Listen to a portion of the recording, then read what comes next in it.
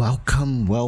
Wednesday streams are pretty nice, I would say. They kind of smack dang right in the middle of the week. Something to do for us at the end of Wednesdays. Well, for me, it's Wednesday. For some of you guys, probably it's Thursday morning. But nonetheless, here to bring you guys a little bit of, how should I put it? Juice you can kind of sink your teeth into, right? Like a little bit of content. Because much like HoYoverse, we are also out here starving for some drama. Not drama, but I don't look for it. However, it just seems like this is a period of time when things seem to come out of nowhere, right? Like just these interesting events or interesting phenomenons that we should call them that just come out of nowhere, hit us from left field and just go like, wow, what is going on here? Like, what is HoYoverse planning to do? Right, like we've been following HoYoverse since 2020. They used to do these things called developer notes or something like that, or developer discussions. Is that what they used to call them? But yeah, they've since started to do them again. I don't know if they do it every patch nowadays, but the format is different. From a Q&A format, now they kind of just talk about direct concerns people have. But I'm willing to bet top dollar bills that these are not the most discussed concerns or the most requested fixes either, right? These are the fixes that HoYoverse had probably been thinking of doing, and it just so happens a couple of people have been talking about these type of optimizations. So HoYoverse like, you know what, a great opportunity, let's address this in our developer discussions. In fact, I'm willing to say that there's a very good very high likelihood that there aren't even that many people asking for these specific changes, but HoYoverse wants them, right? HoYoverse thinks these are going to be better optimizations for the game, so they creates this like discussion where it seems like a lot of people has been begging for it. So then, you know, after all these months of hard work, we finally came to bring you guys the features you guys have been dying for.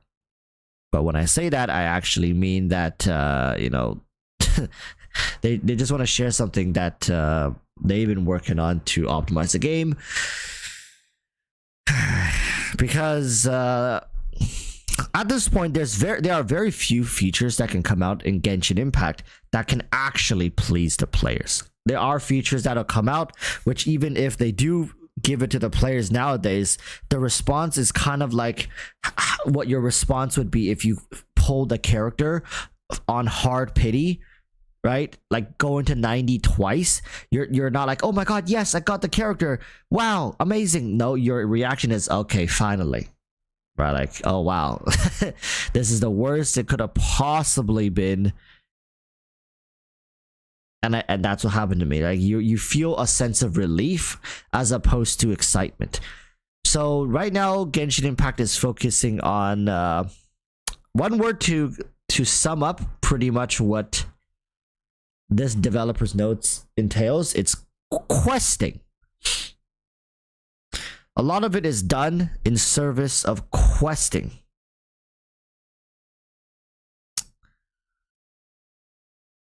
Like, okay, don't get me wrong, questing is cool. There are certain quests in Genshin maybe that it's, you know, it's worth doing, especially the main quest, the Archon quest. I am in full support when it comes to certain quest lines, but if you're gonna go in and optimize questing for players, I like it just screams to me that they either A, don't really know what players want, or B, they know and they're just playing this game with us where it's like, you know, we know what you want, but we're not gonna give it to you, but we're gonna do these other things. We're gonna put our developers, our team towards these other things that, you know, like they're not necessarily broken in the game. The questing system is not really, like, maybe it's a little annoying here and there for like, you'll see. I'm gonna go through these optimizations.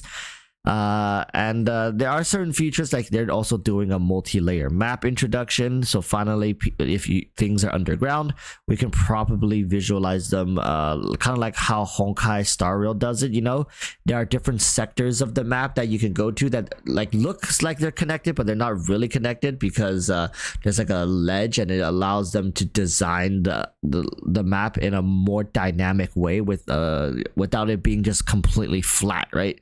So they have like different sectioned maps, which is also, in my opinion, the same mechanic for multi-layered maps. They're about to add that to Genshin Impact, which you see, like it's good. It's good. I'm not saying it's not good,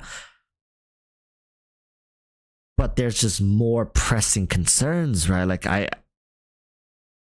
mean, I can't really say I'm surprised that they didn't do anything. It's just once in a while checking in, you just kind of hope to see something a little different, especially when they're having the worst sales month to date, right? Like it's just horrendous. Although we say that, but Honkai Star Rail is out here, you know, busting records and stuff. So how badly is HoYoverse really hurting for? Collectively, I think they're still net positive. If you're going to combine Honkai Star Rail's income with Genshin Impact, I think they're doing like phenomenal still, right? So just want to make that clear. It's not like HoYoverse suddenly, it's not like, for example, it's not like a YouTuber suddenly just lost 70% of their viewership. No. It's like this YouTuber made a new channel, and they're getting insane views on that new channel, along with some views on this channel. Like, it's not as good as it used to be, but by no means are they struggling or hurting. It's kind of like that, right?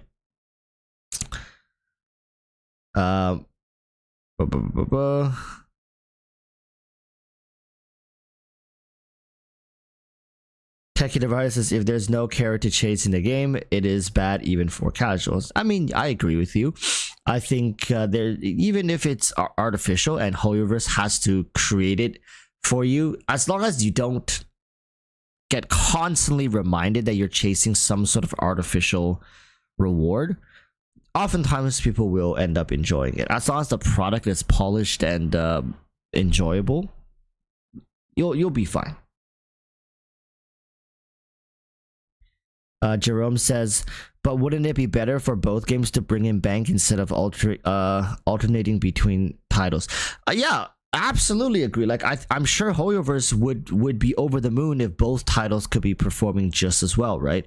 However, there's a process to getting people, I gotta choose my word very carefully.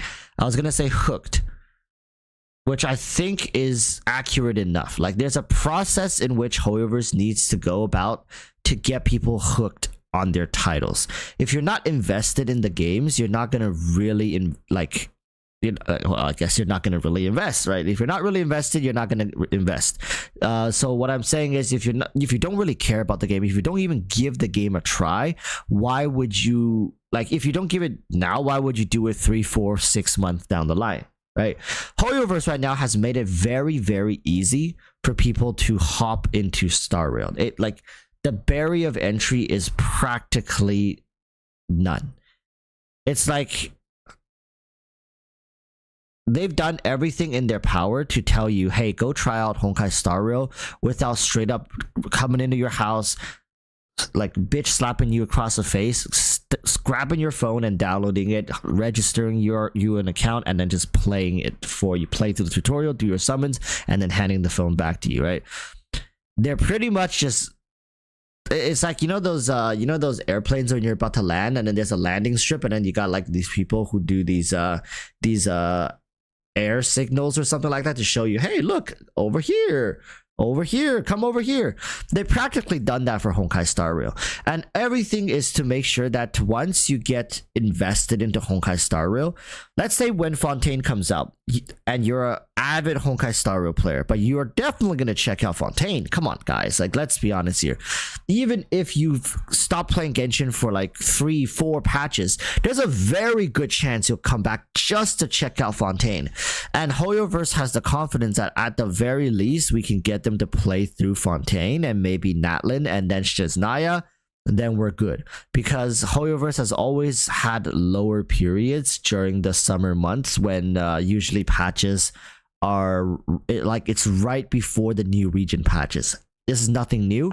I'm sure at this point even the investors know this, so it's just better use of their time during this down period to funnel people into another title. It's their own title, right? It's not like they're telling you to go play like Kuro Games title.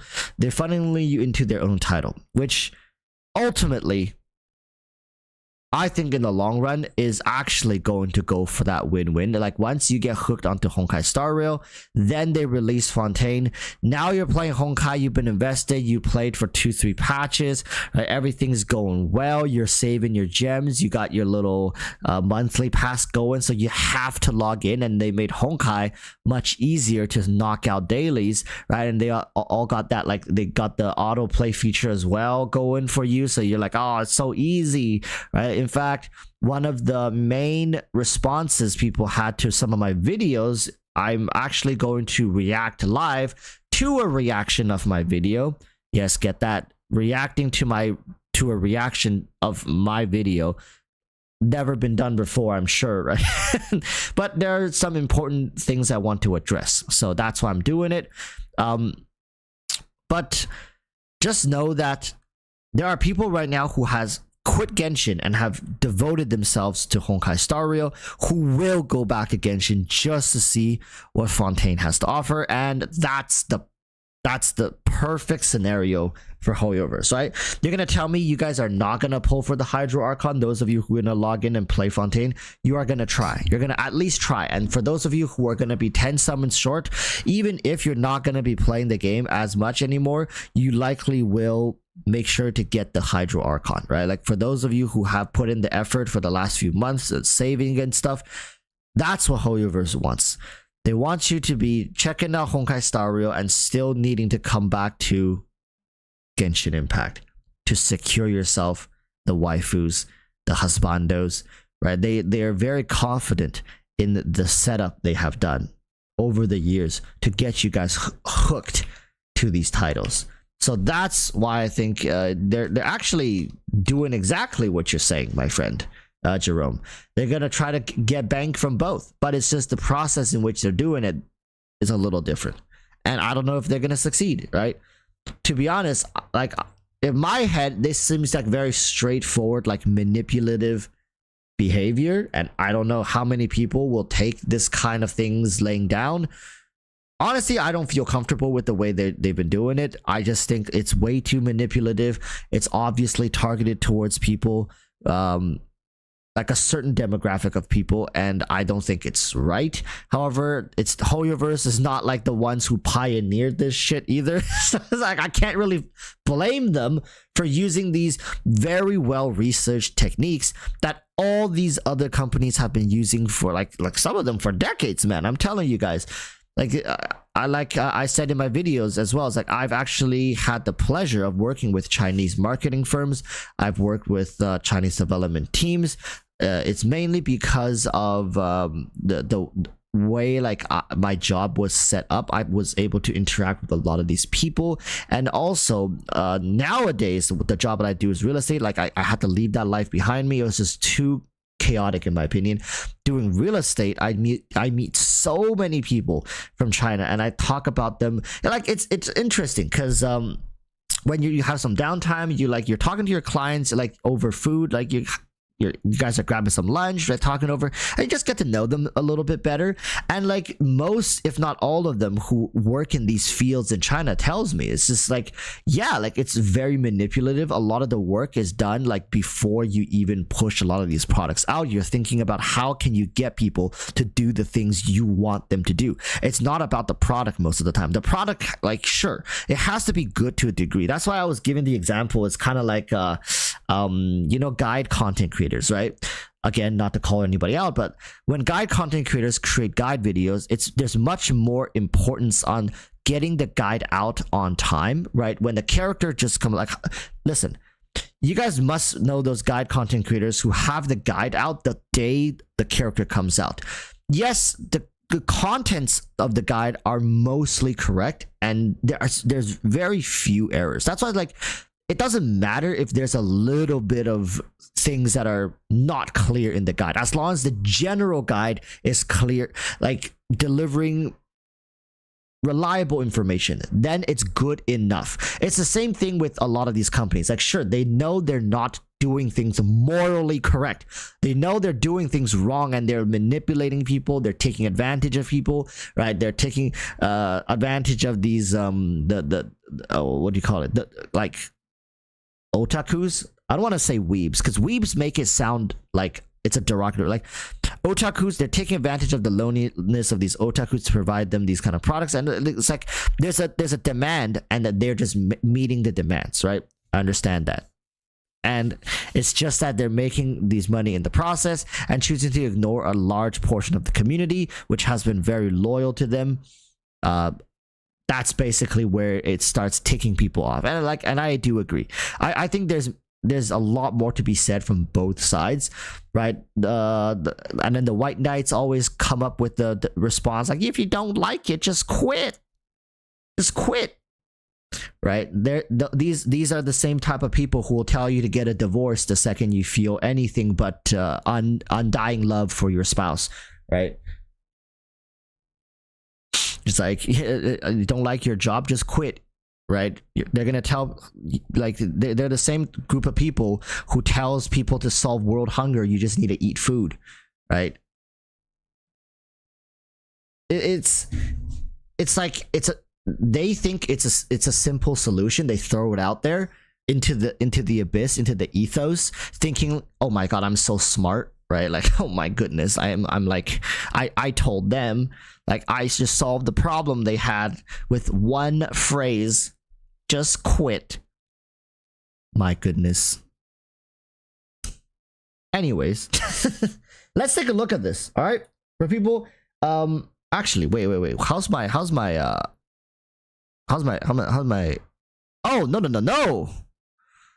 no, wow, 551555. Maybe I should get 4,000 gems just to make a meme here. But before we look at it, let's do this. I'm gonna spend some of this farming for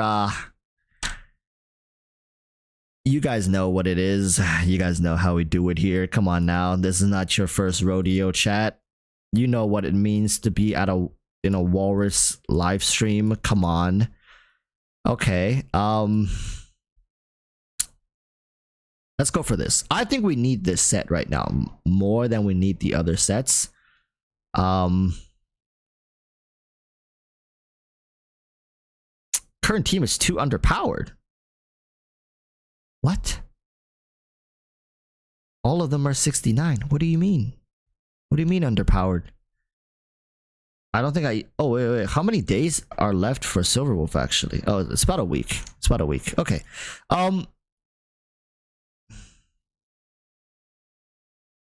Okay, I'm done with the daily, so I don't need to worry about stuff. All right, let's go in and do some clappage. Boom. All right, let's... While it plays itself, let me change the batteries in my head. In fact, we might be able to go start reacting to the like no joke, chat. Like, we can probably go start reacting to the post while it plays itself here, and we'll come back in like two minutes, minute and a half, or 5 minutes, and then we'll check what's going on here. All right, you know what? That's what we're gonna do. Because honestly, when I play Honkai Star Rail, I'm not actually playing Honkai Star Rail. The game plays itself. All right. Amazing. You thought I was joking. You thought I was joking. I am not. I'm dead serious. Let's take a look at this developer zone. That looks kind of weird. Maybe I'll move it. Oh, I can't. There's nothing there. Actually, you know what? Maybe this does look a little better.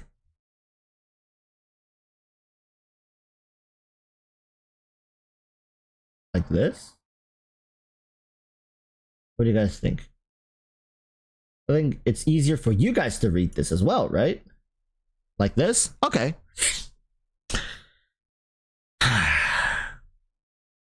You know, I really can't be disappointed, because this is all good efforts. All right, let's be positive for once. These are good efforts they're taking. They're trying to stay connected. Most companies won't even bother. So let's start reading.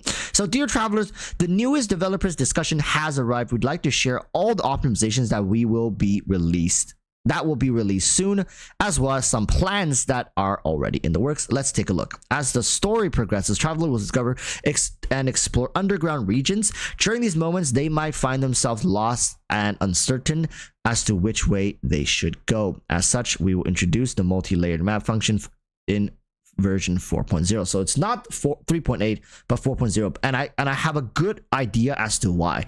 I think there's going to be exploration methods in Fontaine that's going to require this. Like, yes, there has been like multi-layered kind of, like, let's say you're walking on the surface and there's a cave beneath you, right? However, I believe that in Fontaine, these areas will become a little more seamless, which would require this type of map layout in order for the game to for people to not just get so lost that it starts getting frustrating. Because let's be honest, it has already been quite frustrating at times to explore the map, although it's not to a detriment. But surely if they're going to introduce, let's say like I've heard people say, diving content, underwater content, if that's actually a thing that's coming, this type of map layout is needed, and it needs to be dynamic, meaning it changes in of itself once you interact or enter into a different layered zone. So I'm interested as to how they're going to actually implement this, but this might actually be hinting at something a little more than just a quality of life update. So we'll see. Now everyone can use the map to gain more concise details regarding whether they are in a new or unlocked area. Okay. Certain areas might be complex in terrain and encompasses multi-layers. Travelers can switch across these layers in the map when the time comes to better view the area. Cool. Here comes the bulk of it is questing. Like I said earlier, the developers are also following up on the overall experience offered by the quest system. First, we would like to share with everyone the optimization coming in version 3.8. So this is coming very soon. Quest tracking optimization. When the objective is a certain distance from a traveler's current position, they can click navigate to open the map and orient themselves.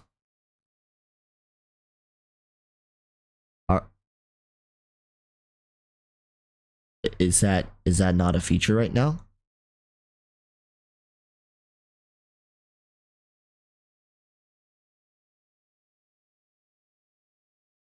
Wait, what do they mean by that? After the version 3.8 update, travelers will automatically track their next commission quest. Oh, okay, based on this. I see. Is that what they mean? Is this the same thing? Question: when the objective is a certain distance from a traveler's current position, they can click navigate to open the map and orient themselves. Oh, okay, okay, I see what they mean. Now when you press navigate, it automatically opens the map for you, whereas before you have to accept the quest and open the map and find it yourself, right? Like looking on, like based on the tracker. I see. It kind of removed a step for you, right? Because back then, I mean, right now, we would have to open the map, we would have to go find it, but now pressing navigate, it'll show you where it is. And yeah, okay, I see. Like I said, quality of life stuff. Okay.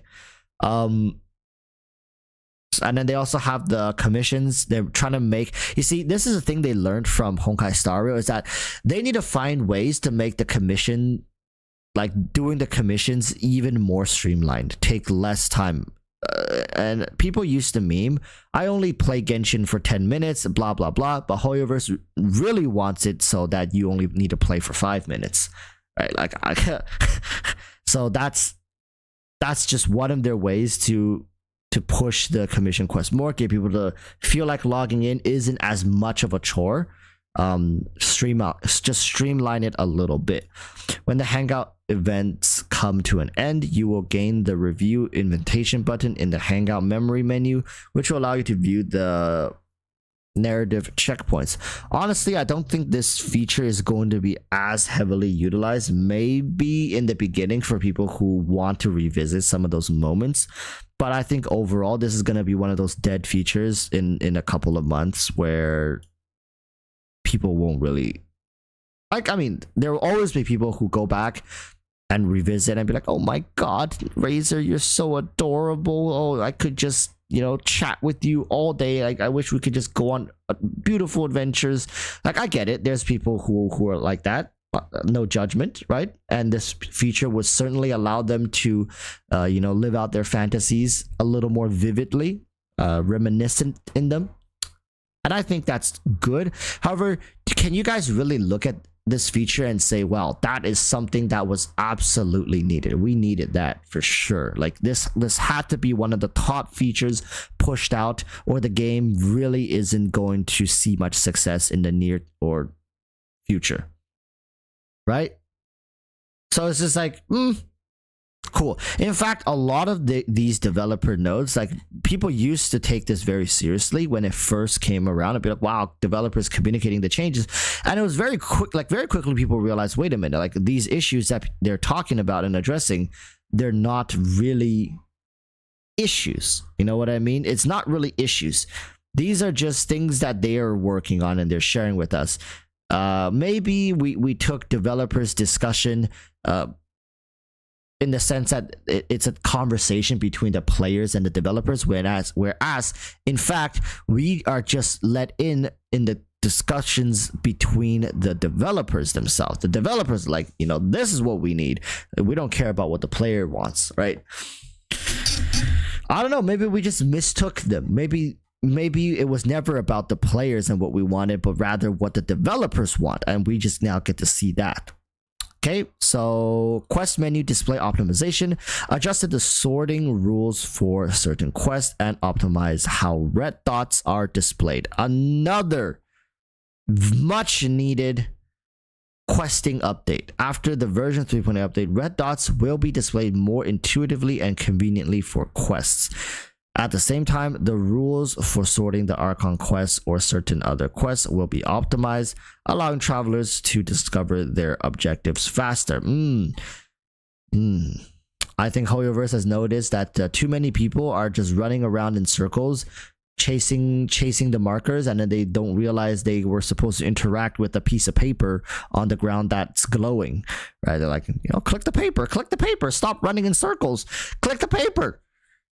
You guys know what quests I'm talking about, or what kind of quests I'm talking about. Aside from the coming optimizations, the concerns that everyone mentioned regarding quest characters being occupied and the complexity of prerequisite quests, this is actually big. Wait, this is actually big.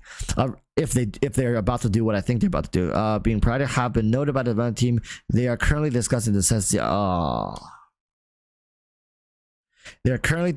necessary optimization plans, and we would like to first share our thoughts with everyone. Currently, the occupied quest indicators are rather simplistic. Travelers might need to additionally track and sort through related quests.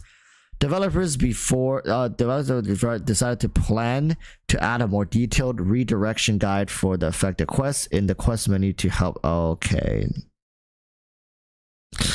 I don't know, like, yeah, I know what they're talking about. It's those quests where if you want to do this, you got to go finish that quest, but then, like, if you want to do that quest, you got to go do the other quest. And sometimes it can go up to like a 3 different quest chain situation, which you're basically hours away from being actually able to do the quest.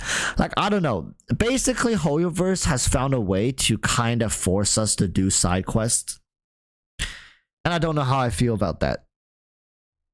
Like, a lot of these quests, I feel like you should just let us do whatever quest we want. If we want to do this quest, just let us do this quest, right? It's not like, not everybody needs to be in touch with the story. Not everybody needs to be like fully invested in what the hell's going on around them. Having the option to do these quests and the options to opt out of these quests, prerequisite quests, I think it's fine. It's like the same thing as having a skip button for the story. If you don't care about the story, you don't care. You're just sitting there spamming the spacebar, spamming your mouse button to skip through the thing as fast as you humanly can anyways, right? Like, you're not like, I get it from Hoyover's perspective. It's like, okay, if they're sitting there spamming through the quest, then they're still farming playing hours for us, right? Like, I get it. It's like, sure, having a skip button will just get people to log off faster and blow through content even faster. The content that's already blazing fast for people to blitz through, they're only going to be able to blitz through it even freaking faster. So I understand. Okay, it's not like I don't understand. It's just this feature is not very human. You guys know that meme right now? Like, the design is very human. This is not very human.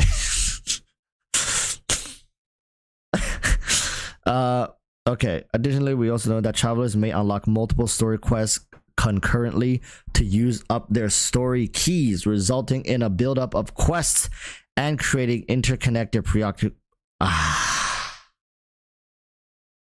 Yes, this is very annoying between them. To deal with situation, developers plan to separate the unlocking and accepting section of a story quest into two steps. After the adjustments, the unlocking this after unlocking the story. Well, who the hell edited their post? After the adjustment, unlocking the story quest, travelers will no longer automatically accept them, thereby prevent travelers from wasting any keys, while also preventing the interquest congestion. Yes, that's actually a problem. Aside from the considered optimizations we mentioned above, the development team will continue to develop an overall iterative plan to deal with the preoccupation issue, in the hopes of providing a smoother questing experience for everybody. Can we just okay, chat, this might be a hot take, it might be one of my worst takes. Actually, no, this take is not gonna be my worst take. I think we have way too many quests in the game. I think that I think Genshin Impact can do with only 20%. 1/5 of the quest, the amount of quests it currently has, will service the game just as well, if not improve the overall quality of the experience we have in the game. I think there's a lot of quests in the game that could just straight up not exist, and we would be fine. There doesn't need to be this many quests, and I think Genshin Impact, again, correct me if I'm wrong, I believe 80% of the quests are just filler quests. It's like watching Naruto back in the day, and then you enter a filler period, and every week an episode comes out just to be filler, right? And Naruto was pretty generous. I think Naruto only had about like 30% filler, maybe a little more than that throughout the anime. Genshin Impact, by God, it's 70 to 80% filler in my opinion. Sure, it can somehow tie into the story. Oh my God, I never knew Bao Bao had a love for pottery. Great to know. And she needs me to help her with gathering some clay from the nearby rivers, but oh my goodness, scary monsters. Can you get them for me? It's like, yes, of course, Bao Bao, I'll get you the clay you need to make your potteries so you can make it for the festival event. It's like, and then like a timer starts and then you rush in it. It's like, oh my God, yes. Very cool. We helped Bao Bao gather her clay for the festivals, and she made it in time. She made these beautiful potteries, and we were able to grade them, or we were able to look at them and appreciate their beauty. Good. And for all that, you get 3,000 Mora. Right? Like these kind of quests, I swear to God, it's just, we really could do without Bao Bao needing the clay from the riverside. Right? I don't know who's writing these. I'm willing to say maybe the person who was forced to develop this wasn't having a good time developing it either, right? Like there's a lot more things that I think we could put our attentions towards, and they could be casual as well, because this is considered casual event, casual content. There are other casual contents. If you could just maybe put this effort into the teapot, like maybe make more features for the teapot, a permanent feature that has been introduced for like over a year now, that honestly in recent patches I feel like they kind of dropped the ball a little bit on, like, right? Take some of these resources, put it back in the teapot, make sure every patch there's something about the teapot, right? Maybe make other more permanent content, like put all this resource maybe into a little more permanence, something of more substance, right? For people to sink their teeth into. I don't know, maybe I'm just crazy. Remy says, no way, I hate the teapot. But yeah, travelers will successfully unlock many different stories along their adventure. We don't need to. Honestly, we don't need to. We don't have to unlock many different stories. Sometimes we want to just go through this adventure in solitude. Is that too much to ask? Why can't we play the game in a certain specific way that we want to play? What if we don't want to interact with all these NPCs? What if we just want to play through the Archon quest? Well, oops, can't do that. Can't have you doing that now. You got to interact with all these other quests and stuff, and to make sure that you are as fulfilled as Hoyoverse wants you to be. All right, we have also noted the too many prerequisite quests causing people to not know where to start issue mentioned by travelers. Working on oppositions issues brought on the multi-stage nature of prerequisite quests. We plan to plot out the current prerequisite quest completion process in a pop-up window display. This way, travelers can be more efficiently redirected to the prerequisite quests they haven't completed yet. Why don't you just like remove prerequisite quests? Why don't you just remove the need to do these quests? Like, I don't get it. I really don't get it. What's the problem here? Are they actually being like, oh, but Kokomi is waiting for you at the Lula shrine, so she can't be here. Gotta go see her at the Lula shrine first. No way she can be here. That's not how physics works. Is this what they're trying to tell us? What is the deal with the prerequisite quest? They're willing to come up with a whole different organization system for prerequisites, and why don't we just abolish them? Well, if I want to skip that quest and do this one first, why don't you let me do this one first and then go back, right? I like the only thing I can think of right now is they don't want to ruin the immersion of these quests, being like they're gonna refer to things that were mentioned in the previous quest, and then people who cares about the quests are gonna be like, oh my god, what are they talking about? Oh wait, is this the wrong quest? But I haven't done that quest yet. Oh no, I'm being spoiled. Oh, my day is ruined. Maybe they're thinking along that process, like, oh yeah, they're not gonna get this like stuff and references, so we need them to do that quest first so they can get the full experience out of this quest. The only time this would be a problem would be for the Archon quest.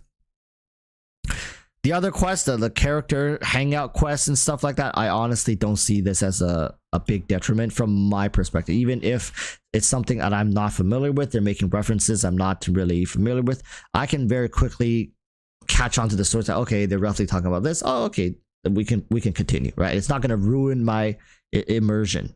In fact, it'll ruin my immersion when I'm ready, let's do this quest, like, okay, and they tell me, okay, go do that quest first. So I'm like, what the hell, man? Like, I'm just running around doing chores then, it feels like. I don't know. Maybe I'm just not a questing type, which is true. I don't play games for questing. I really don't. I play them for the combat, for the action. I really enjoy the action sequences they have to offer. These are the quest and map system optimization we would like to announce for now. Not long ago, the Divine Ingenuity Collectors Chapter event was released.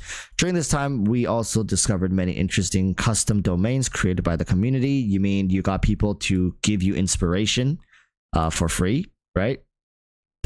Don't say it like this. What you mean to say is, thank you so much for all the work you guys put in to do our jobs. And we have now decided to maybe do something with that. The community, and also heard the calls for making time limited events permanent. My god. What are they about to say? This could either end spectacularly or in utter agony. Let's see what they say. Here we would like to take the opportunity and chat with everyone regarding our thoughts about permanent gameplay modes. My god. For certain Genshin Impact gameplay events, the development team has already considered the possibility of making them permanent fixtures. Ooh. During the inception of their development. Okay, so it's like literally at a boardroom meeting, and Dawei's like, ideas, shoot, let's go. It's like, oh, what if we had a hide and seek? Oh my god, what if we have tower defense? Oh my god, what if we have like boss fights, like a Spiral Abyss but different, you know? Dawei's like, okay, we'll get back to that. Let's let's move on to the next point. So Dawei's just going like, fire, shoot, yes, love it, amazing, do it, yeah, put it in the game. Okay, let's do it. Yeah, let's do it. How much? Too expensive. Daddy needs that new yacht. I already put in the pre-order. All right, that's too expensive. We'll do that next time. Maybe like after Shiznaya. So I think Dawei is like a yes person. He's a very upbeat yes person. He loves a lot of these ideas, and he's like, yes, that sounds good. Put it in the game. Put that in the game. And then when they go about to actually do this, they realize, wait a freaking minute, we can't actually put all these things in the game. It's just like, why don't we take turns, right? You know, Jeffrey can get his put in, May can get hers next patch, and then Jonathan can get the patch after that. Like, you know, let's just cycle through our ideas. Why not? Like, you know, right? And I think they're young people. A lot of the people on the team are young. They want to feel inclusive. You know, people are forward thinking. So what ends up happening is a lot of these features kind of just get cycled through, because I don't think one person is coming up with all these features.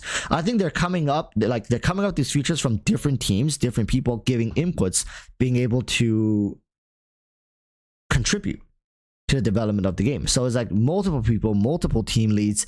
So that's why we kind of get the feeling that the game is being tugged in many different directions. At least that's how it feels like from my perspective playing the game, is that there's too many people trying to take this game in too many different directions. So they continue saying, however, based on our evaluations, certain gameplay events are not fleshed out enough in terms of content to support the long-term gameplay experience for everyone. We will combine the feedback from our travelers regarding event gameplay for future iterations, and will release new permanent gameplay options at the right time. Damn. In the future, the development team will continue to plan more permanent content. We hope to bring more interesting experiences for our travelers. That's all for this developers discussion. Travelers, do you have anything else you wish to learn about? We will continue to interview the development team and share our details with everyone as soon as possible. If you have any thoughts or feedback, you can also send them to us through channels within and outside of the game. Okay, two different departments, right? This is like the PR department. This is the public department, whereas they have to go talk to the developers to even get half of this information, or get all of this information, right? So these are two different departments. These people, their entire jobs is to communicate with the player base, and then go back and communicate with the people working on the game, the development team, right? So don't yell at them, right? They're just kind of. And of course, before this stuff gets posted, it obviously has to get screened. Like, oh, can we talk about this? Can we make these kind of promises? Hoyoverse refused to do a roadmap, so then like we end up stuck in this position, being like, well then, this is all we have to go off of. So the tone of voice they ended it with is, it seemed like the development team didn't really tell this the PR team much either, right? They're like, you know, we thought about it. Maybe in the future we're gonna be releasing some sort of permanent content. So yeah, you can tell them we have something in the works, or we have plans for it, but nothing too concrete just yet. But word it, you know, a little more optimistically, and then this is kind of what you end up getting. But anyways, let's go back to the game. I'm sure we're done. Ooh, who would have thought we got a double? We are still missing a 5-star crit damage, and I think that's the attack one, right? So let's see. Can we get crit damage?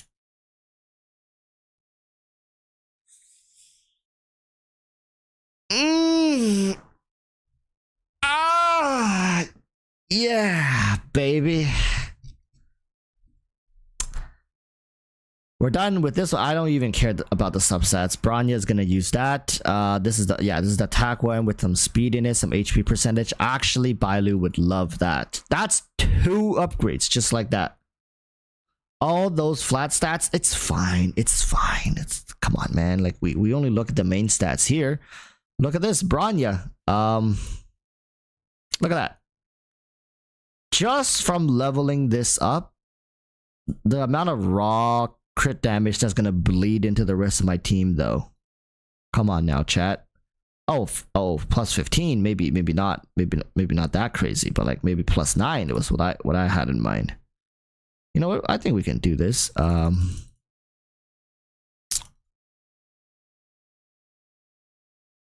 it's better than nothing. I haven't leveled this thing up yet, so why not? Maybe plus 12 is even worth it.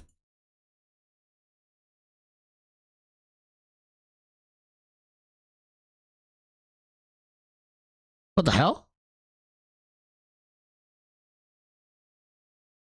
Boom. Of course it went into the flat stats, but it's fine. I don't mind it. I don't mind it one bit, to be honest with you guys. Boom. And let's do plus 12. Yeah, why not? There you go. Plus 12. We're gonna leave it at plus 12. Oh, there you go. Attack percentage. Cool. We'll leave it at plus 12. Now Bronya is really packing a punch. We also have this one. I think we can level this one up, but for now we'll leave it. Now, my god, she is going to, her ultimate is increase attack of allies by 40%, increase their crit damage equal to 13.6% of Bronya's crit damage plus 15.2%. 13.6% of her crit damage now has officially become, oh my god. Look. Let me switch back to my old one. Where's my old one? So this is the one I was using before. 89.1, right? My god, that is a huge boost. Zila is going to be over the moon about this. That's a huge upgrade. Love to see it. And then this one, look, this one, attack, defense, HP percentage, defense. Now we got this one, attack, HP percentage, defense percentage, speed. Big, huge, gigantic upgrade. We got 2 HPs for her. We also got speed substat here. Come on now, chat. Like you can't tell me this that wasn't a big giga run. In fact, that was such a good run. I don't think we need to do it anymore. I think we're done. Wait, what the hell? Why was she not using this one? Come on now, Walrus. Look at that. Wow. HP, speed, crit rate, we'll take that. Yeah, I don't think we need to farm this domain anymore. Okay, chat. Which domain should we go farm next? What am I doing? Which one should we farm next? If I have a say in this, I've been kind of thinking of going back to farming a little bit of Seele or a little bit of Jingyuan. If I had a say in this, is what I would think. Seele or Jingyuan. Or this one for what's her name? For Oh my goodness. Clara.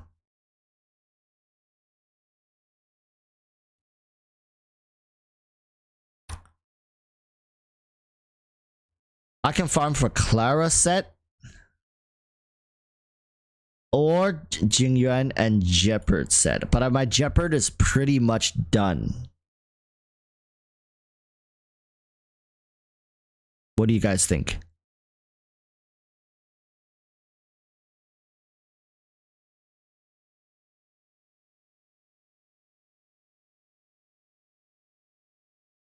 Farm Clara. Yeah, we can do that. Having a break effect set chilling on the side is not too bad either.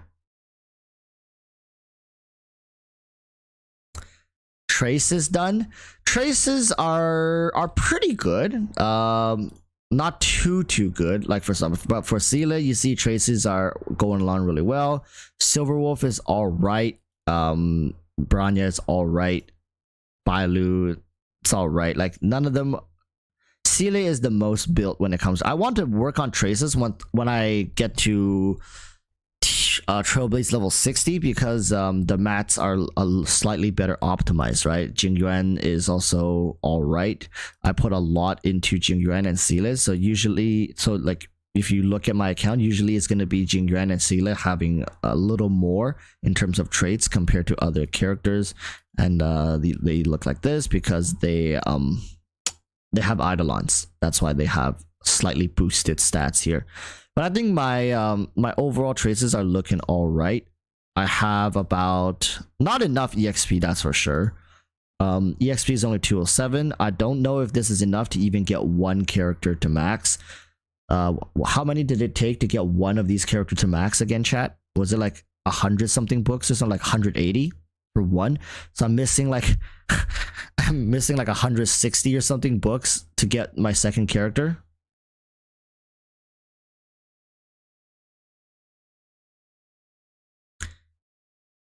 It's not enough. Yeah. 4 mil credits to max a character to. Credits I have enough for one, I guess. I have 4.5 million credits, and that's not. Oh my goodness, that's not even counting the rest of the battle pass. Oh look, we just got 25. Look at that. Look at that. We got 25. There's more over here. There's like another 30. There's another 30. Another 30. So we got 90 more to go. Credits, we have 250,000. Another 250. So 500,000 credits. 90 EXP books. A bunch of fuel and refined ether. Honestly, I haven't had any issues with this, but yeah. Oh my goodness. All right, chat, we're about to get this really soon. In fact, I wish I could blow through a bunch of these things and just get it, and then we can open it together on stream. People would be like, Walrus, don't do it. That's not optimized. But I'm just like, come on now. But it's for the content. It's for the content. Let's try the Jingyuan team, right? I'm honestly a little scared because of how terrible Tingyun is in full auto. But let's try it out. I want to watch this. Oh. I want to watch this. I want to see what goes on here. My lord. Bailu has 4k health now, which is huge. Okay, can Jingyuan ult? I don't think he can. Just a little off. But actually, that's good. That's good. And you see, she just wastes her buff. But now Bailu doesn't have enough to I mean, Bailu's Bailu. Bailu just doing Bailu things. It's fine. 987, almost at 1k health. And we have no skill points. We're out of skill points.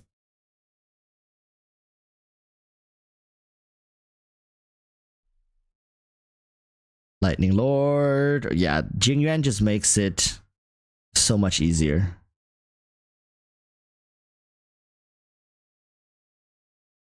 Okay, nice. Break the shield, slap him. He recovers. He charges again. One more. Come on now, alt. Wow, max Lightning Lord stacks. Perfect. Great ending. He's dead. Cool. Oh, double again. Would you look at that? Attack, defense, attack, effective risk. HP, attack, attack rate. Unlucky. Okay. We'll take a break from now, reset our mojo, and let's actually go react to the video of other people reacting to my video, because there's a lot of people, like, whenever my videos get reacted to, like, you guys are very fast to pick up on it. I always find out through you guys telling me. So people are asking, what do you think of what they said about what you said? Which is a weird thing. It's like, it's kind of like, I want to have a conversation with. I never said I don't want to have a conversation with Techno. I would love to sit down and have a conversation with Techno. I think he has a lot to offer in terms of like, it's just somebody's thoughts, right? Like, I find it wildly fascinating that we, like, if there's an opportunity, like, remember, if you guys were here last week where I interviewed Mr. Poke, right? I would love to be able to interview Techno. I think talking to these people, even if we might not agree on everything, it's just nice to be able to have a dynamic conversation where it could evolve. Right now, there's no way this conversation can evolve anymore from he says, I say, right? But I don't really get to understand the next level of his interpretation of what I said.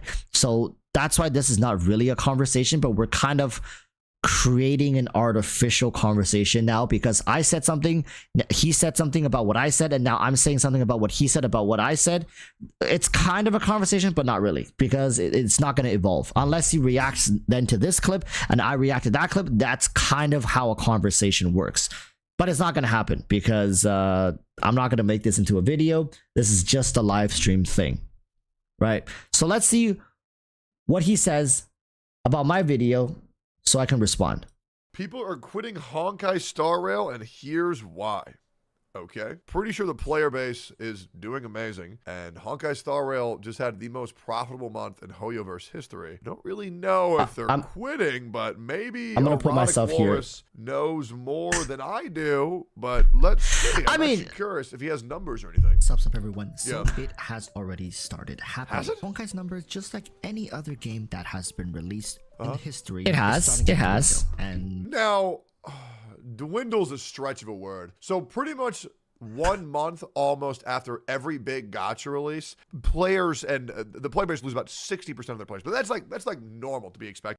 Yeah, but like when that's like the norm, right? Sure, like companies probably know this, they expect this, and this is the thing that he goes back to. I've watched this video once, and this is the thing he goes back to and saying like, we should just accept this. This should be a non-issue. It's like not a problem. Which to a certain degree, I also agree with him. Like, I even say later, as you guys will hear throughout this video, I'll say, you know, it's expected. This is nothing crazy. I'm not like saying this is, but it's just recognizing that once this trend starts,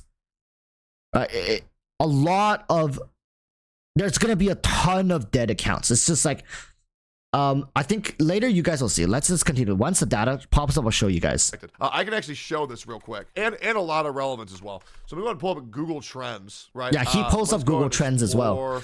Let's do Genshin Impact, right? And let's do past 5 years. So as you can see, Genshin Impact, when it was first.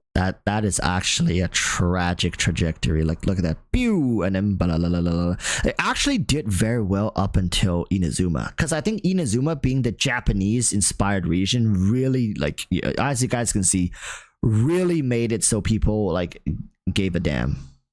first launched in October 4th, the first full month, was at a huge relevance of, let's see if I can get in there. It was it's a little bit huge. stretched, but you can see the arrow. Within the next month, it dropped all the way down to less than 50%. To all the way down to 40% of what it originally was. And it is still dwindling to this day. Genshin He also uses the word dwindling. That's what I said. It's actually the lowest point of relevance it's ever been in its entire lifespan. I'm expecting another burst of relevance when Fontaine comes out, but we'll see. And the same thing goes It's for not going to be the same. Honkai Star Rail, where it got a massive boost of relevance, and now it's dropped to about, 30-40% of its relevance as well. Like, and I also note this. You'll see later that Honkai lost more people than Genshin did during it. It just shows how much of people checked out Honkai because they were just like curious. Okay, let's take a look. Whereas Genshin, a lot of people checked it out because it was like the thing to play. Right? There's a big distinction. A lot of people were like out of curiosity. They were like, okay, let's see what Honkai has to offer. And they're like, yeah, pretty much what I thought. And then they just left. Whereas Genshin, most people checked it out. I was like, oh my god, have you guys heard Genshin Impact? Oh, you gotta try Genshin Impact. And man, it's like the new big title. Like everybody's talking about it. A lot of it was positive. Yeah, a little bit of curiosity. But people checked it out because it was the game at the time. Right? That's why Honkai lost even more. And I feel like we're going to lose out even more because look at what titles are coming out potentially in the next few months, right? We got Zenless Zone Zero that may or may not come out this year. We got Wuthering Wave that may or may not come out this year. But however, those are two huge titles that just reminiscent back to when Genshin first came out. September 28th, was it? 2020. What was on the horizon? I think there was like people were talking about like a 7 Deadly Sins game or something like that. Where the hell is that game right now? Right? It's just like at the time, Genshin had like no real competition. Really no real competition. It's not the same anymore. Like people need to understand how fast these companies are jumping on this trend of monopolizing otaku money.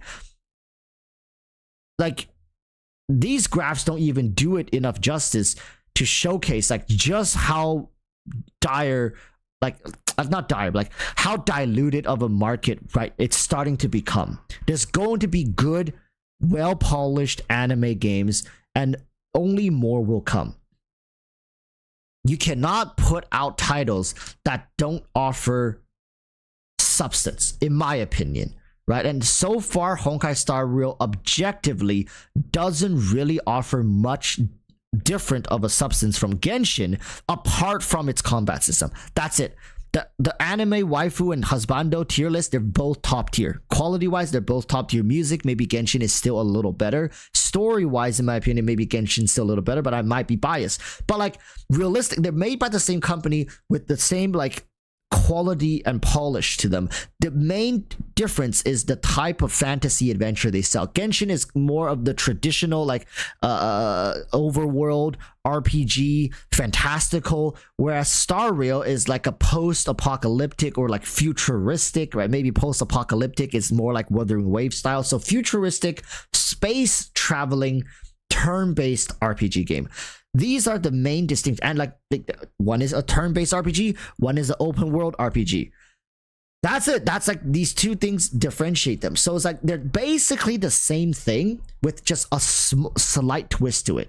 And Genshin and HoYoverse has made no efforts to make Honkai Star Rail stand out a little more to capture the interest of maybe the people who don't find Genshin as appealing will find Honkai Star Rail appealing. But no, if you didn't find Genshin Impact very appealing, there's a very good chance you're not going to find Honkai Star Rail very appealing. And let me tell you, the distinctions I mentioned earlier is not going to be the make or break for the vast majority of people. That I am sure of. You need to give people something more they can sink their teeth into if you want to capture the people you lost in Genshin Impact, which Honkai Star Rail has made no efforts to do, which that's why it led me to believe that I think Honkai Star Rail is going to likely fall even more. Because once new titles come out, it doesn't even have to be gacha titles. Like it doesn't even have to be anime title. When something else captures people's attention. They're just gone. This is not back in 2020 when companies were like shutting down left and right and people had nothing to do and were forced to stay indoors. We're not at that time era anymore. This popularity was achieved only through Genshin's popularity, and a lot of people were just curious as to what the hell is going on. Evidently, they were not impressed. And it will probably boost up significantly for 1.2 because a lot of players' concerns are being addressed in that, but we'll see. That being said, it is still a very good game, and I don't think judging a game by its relevance is fair because some games just aren't for everybody, right? And not to mention, Genshin also got the buff, which Honkai Star Rail did not. Recognizable pattern of pretty much losing half of their player base and give or take a little more or less. A lot of people are gone since 1.0, and this is to be expected, like I just previously mentioned. I have friends in real life who never even made it past the first week of the game. That is completely fine. I think it's a healthy sign for a game to be losing players. It means that a lot of the people who kind of was chasing a fad are now weeded out, and a lot of the opinions that would have otherwise flooded the community ultimately not really amount to anything, but could have influenced the game in a direction that is not. Also, do want to correct, Google Trends only shows interest in the game, not player base. Just want to reaffirm that. Right, but the thing is, you see, interest in the game, like when you see the interest take a hit to the point where it's like a quarter of the interest that it used to be, are you realistically saying that it has not impacted players' play data? Right? Like, we don't even need to look at the play data and like the population of the player base at this point to know that a lot of people have quit, right?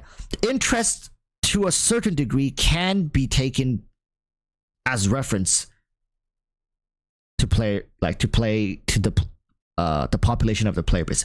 Of course, once people start to mature in the game, meaning they don't need as much help, a lot of people were searching for tier lists, right? Honkai Star Rail tier lists. Now they don't give a damn. They're just gonna play the game. They don't really need to search up. It's just like how nowadays Genshin Impact, the guide content creators don't get as many views as before because most people have learned the game for themselves.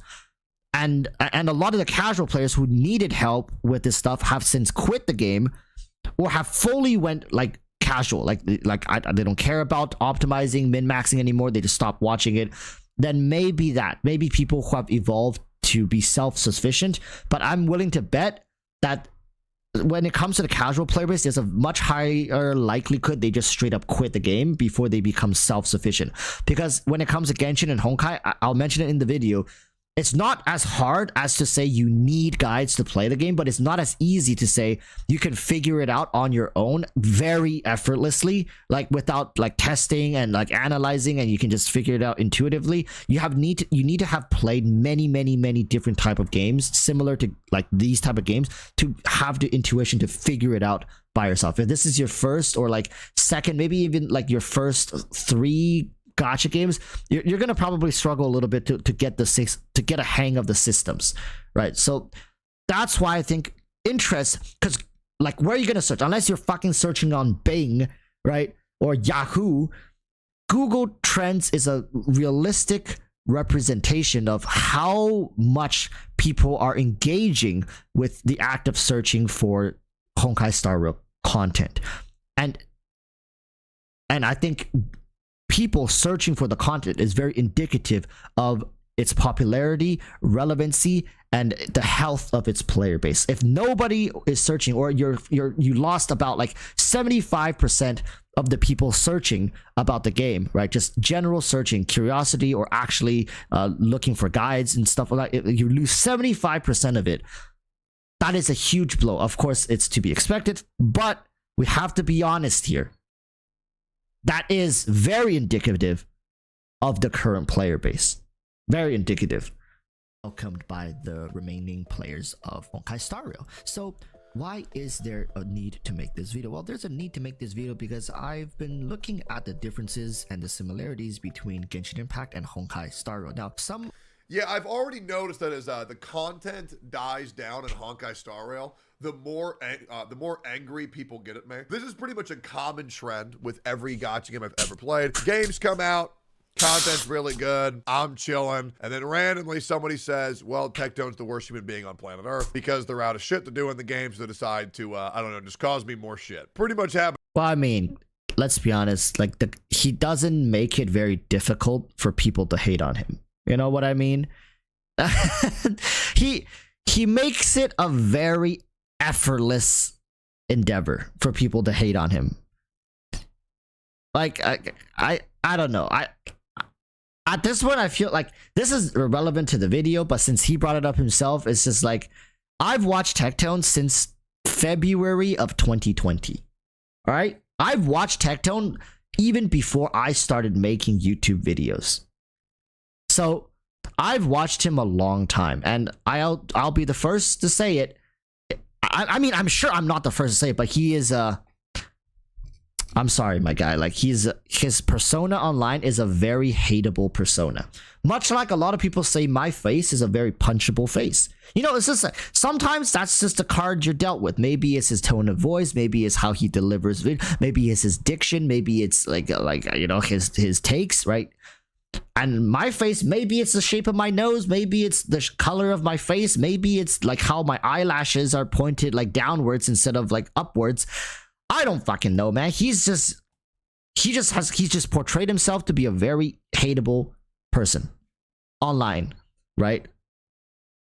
So you can't really blame people when they kind of bite the bait that he's laid out here. In fact, I'm willing to say a lot of the people who support him is also supportive of him because of these character traits. He's very bold, outspoken, unapologetic, right? I think these are qualities that a lot of his fans also adore him for. So it's like a double-edged sword, right? Some people it'll rub the wrong way, others they will fall madly in love with you.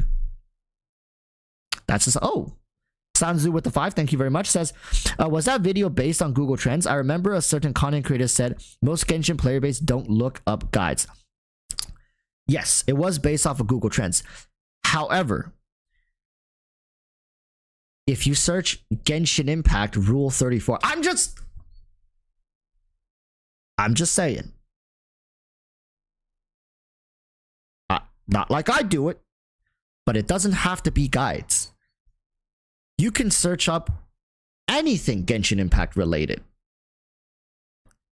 Anything, right? It doesn't have to be guides. So it's like Google Trends tracks anything, all traffic Genshin Impact, Honkai Star Rail. Like if you search Honkai Star Rail, Jingyuan no shirt. Have I searched it? Maybe. Is that important? I don't think so, but just using it as an example, right? Shirtless Jingyuan, or swole, sweaty welt, veins popping, or whatever the fuck people search for. I'm just randomly throwing stuff out there, man. But that's traffic. That's Honkai Star Rail traffic. But so the 75% also include like just the people just moved on generally from searching for Honkai Star Rail. Yo, mod ban the guy who said Harry Yalan. I'm kidding. What the fuck, man? Hey, we're out here living fantasies, and you come in here with a. Why don't you just say Yalan like fucking toe fungus? Rule 34, Mr. Svaruk. Ah, no. But like that's my point, right? It's just like it's all traffic. It's not just guide. It's not just content. It's not just like hardcore or like meta stuff. It's like all traffic. Honkai Star Rail has just gone down, like took a nosedive. So like that's what I mean. Like Svarog Rule 34 have been getting overall less clicks. You know, like that's terrible. But every single community I've ever gone to. It is rough. It is rough. Things did surprise me, while others were to be expected, such as this huge dip in player base. I have been thinking about making this video for a little while, and there are some key things I want to focus in on, especially as to how the future of Honkai Star Rail as it differs also from Genshin Impact. So on the screen you may find a graph right now. Google Trends! Very smart, very smart. Our best friend when it comes to statistics. 100%. 100%. It is going down, still a bit more relevant than Genshin 4. Like, Genshin had a higher peak and a higher dip. Honkai had a lower peak peak, like he's blocking it, but Genshin is right here at 100. Genshin, like this line up here, if you guys can see it, it's 100. So Genshin peak is here. So comparative to Genshin, yes, Honkai didn't peak as hard. And of course it dipped lower. Genshin stopped itself, I believe it was 40, and Honkai Star Rail, I believe, is 27. So like, what do these numbers mean? It's just like relative. It's relative to its popularity, right? So like, it doesn't really mean anything. It doesn't have any like specific metric. It's just some Google Trends metric. The y-axis is popularity or search volume or whatever you guys want to call it. It's just volume. How much people were searching it? How relevant is it? Like relevancy, right? So Genshin was 100, it went down to 40. This thing was like 90, like 95 or something like that, and it went down to 25. So if you're looking at, like I'm gonna say later, if you look at the difference, Honkai lost more people, right? Honkai lost more people, which I don't know, like, I think a lot of Honkai was artificial. Believe it or not, like you can choose to believe it or not. Like I think a lot of Honkai's initial success took a lot of like effort from HoYoverse to orchestrate this peak right here. And obviously they were not able to keep as many people, but like I'll be honest, if Honkai can stay above like 10 or 15, I think it's okay. But if they start dropping below 10 or 15 in this relative chart here, then HoYoverse probably will start to you know, sweat a little bit. Maybe Dawei's new yacht is gonna be put on hold if if it drops below 10 or 15. But if it can stay above this 25 line, if it can just bounce up and down between this 25 line, I think they'd be pretty happy. Because look, this line is roughly where Genshin like was hovering slightly above, and if Honkai hovers slightly below Genshin in terms of relevancy, they can go sideways from 25. I'm sure HoYoverse would be very happy. But if it dips below 25, they're gonna start, you know, happy to think. Obviously, this is Google Trends. It's not indicative of Chinese traffic, but I'm telling you guys right now, from my experience of Chinese players, they're not going to be playing this game for as long as they did for Genshin Impact, especially the people who got like who were wronged by HoYoverse. Like the word of mouth is a very powerful way of promoting content in CN. A lot of developers go out of business because they wronged the players once, and I'll be serious right now, when it comes to Genshin Impact players, there's a good portion of them that does feel like they've been wrong. Sanzuru says, so all that money Honkai made was just HoYoverse. Yes. Because the thing is, like I said, like I think HoYoverse is not surprised by how popular Honkai Star Rail was, or how much money they made from Honkai Star Rail, because they orchestrated this, right? Like they like it's both of their pockets. Genshin is left pocket, Honkai is the right pocket. It really depends on how they want you to hand them your money. They can turn to the right side, which means their left pocket is now exposed. You like, just put it in there, and then you slide a 5 in there.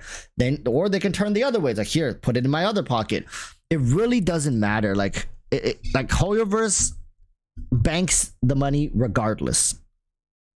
For now, but regardless, Honkai's on the up and up for sure. But right now, the player base in the how again, I don't mean to you know, question him. I'm just like, how is Honkai on the up and up? What is there coming in the near future in Honkai Star Rail that is transformative of this for this title? It's just more characters, right? More story, more characters. How is that transformative? That's to be expected. In fact, that's the norm. That's what everybody expecting. More story, more characters. What else? Unless he knows something that we don't know, then I would really, really want to talk to him. But I don't know if he's like legally allowed to share that kind of stuff. But it's just like, if he has an inside scoop, I would love to hear it. But as far as I can tell, they're not on the up and up. At best, they're on the side and side. Like I said, I'll say later. Like, if they can just go sideways, that's already very impressive. Interest for this game being so limited, because it is a gacha game, but every decision they've made has been very good, and I don't really see any reason to Okay. worry the player base Mostly at all about been this, good. due to the fact that the developers have been doing a great job when in comparison to their other titles. I have nothing but faith, but I would still like to continue. Showcasing the similarities. Well, you can see how they both spike extremely hard. Now, this is the thing that really caught me off guard. The fact that Honkai Star Rail has similar success to Genshin Impact. Yeah. Now, to put that into perspective. And the reason why that's so insane, and I can just go ahead and show you the comparison right here, is that Honkai Star Rail did just as well as Genshin, but here's the thing. Genshin had the buff. So in case you don't know, even sites like YouTube and Twitch had demographics and analytics increased by 400% heightened user base. But you see, we talk about the you know, that buff, but we also gotta say Honkai had the Genshin buff,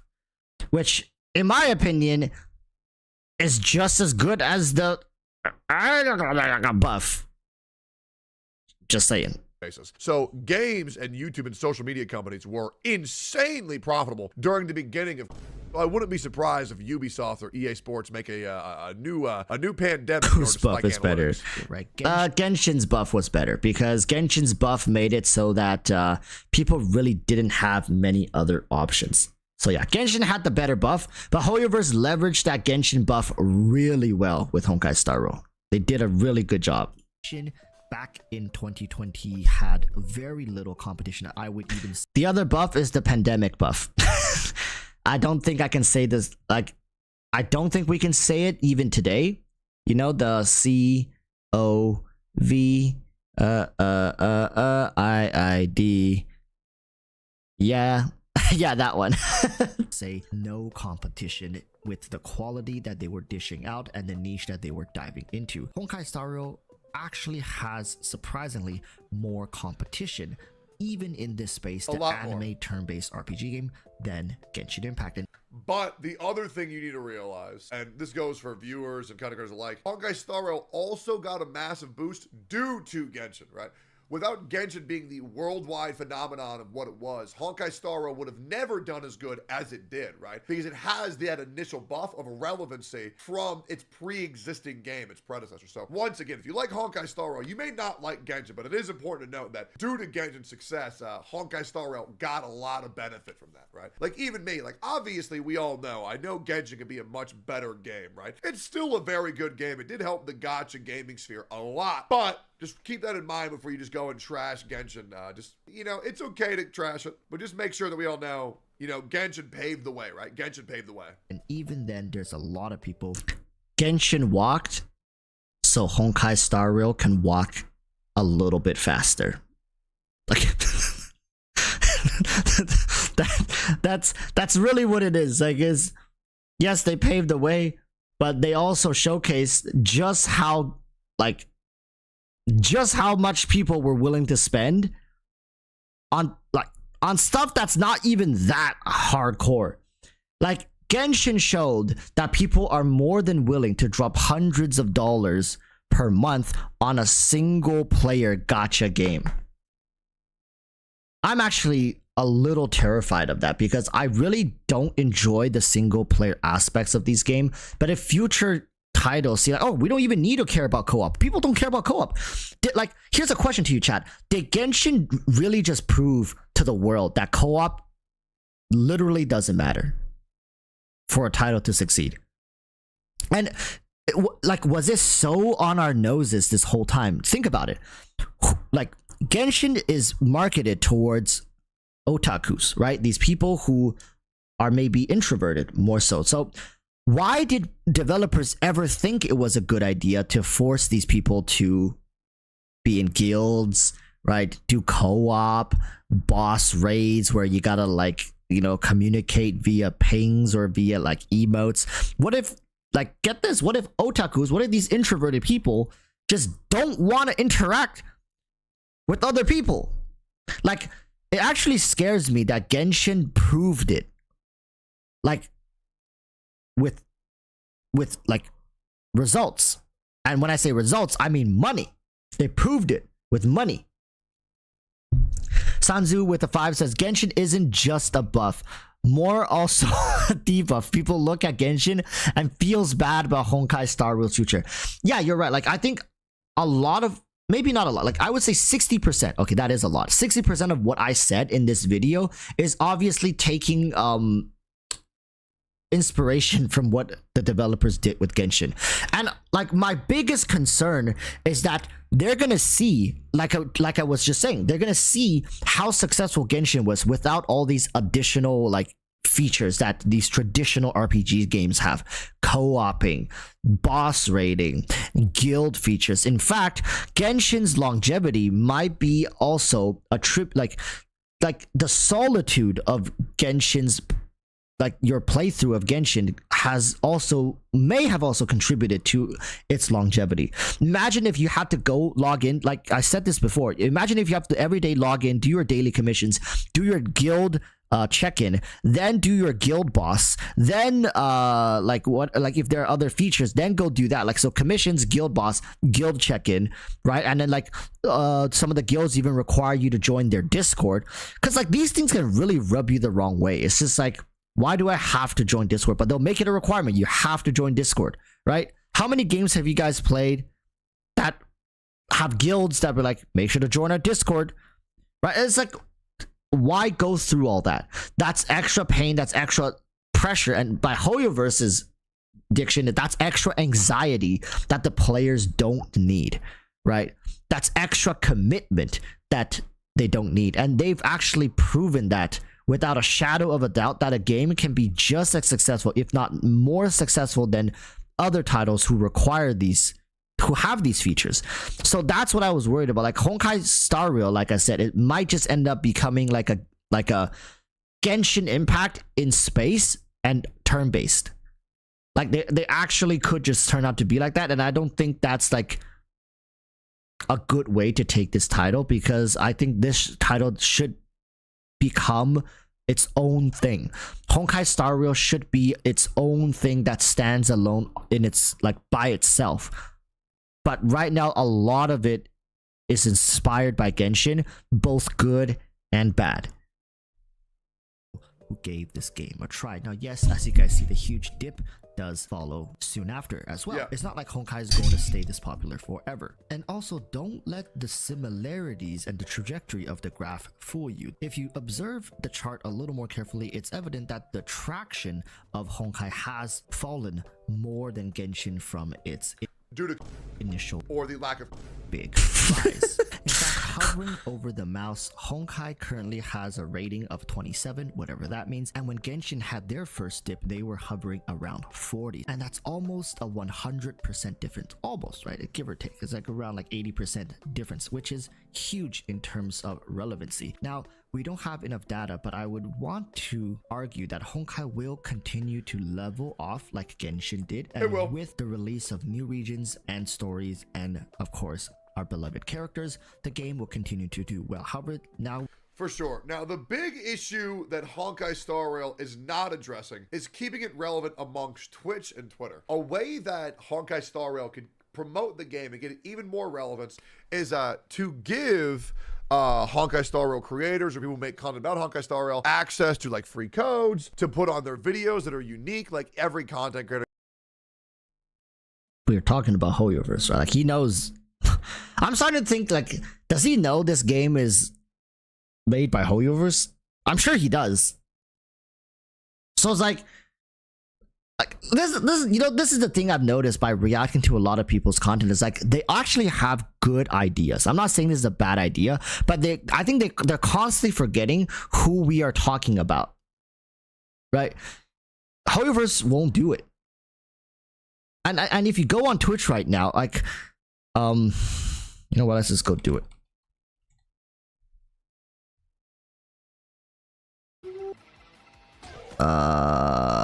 Where's Honkai Star Rail? Actually, where is it? You guys see it? Elden Rings. It can't be lower than Elden Rings. No. It has. Oh, here. Yeah, I was like, there's no way it's lower than Elden Rings. Where's Genshin Impact? It's lower than Maple Story. What the fuck? Honkai Star Rail. Where's Genshin? Is Genshin above or below this? Okay, no way Genshin's in the top 2 rows, so it has to be below this. Here. They're actually very close to each other. Are they not? 7.3, 6.2. Like, they're not bad in terms of numbers, but it's like it's a few content creators that's carrying it. It's like, what if we click open? Will it show all the channels? Okay, yeah. That's so cute. What are we eating? Oh, Ube? that the fuck. Oh my god, I almost shat myself. I didn't think that it was gonna play the audio. How do I mute this? Sorry guys, I'm not on here very much. Can I mute this? Okay, let's see. Bill is awesome. No, let's not see, please. Okay. But I just want to take a look through. Like, my god, wait. It has 7.3K. Are the big dogs not streaming right now? That must be it, right? Oh, I mean, wait, no, recommended for you. Let's look at high to low. Let's see what's going on. No, that's low to high. From high to low. Okay, there we go. Wait, is that ARAM?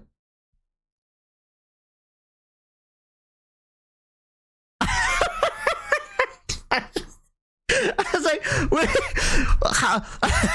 for a second I thought the top streamer for Honkai Star Rail was actually streaming ARAM.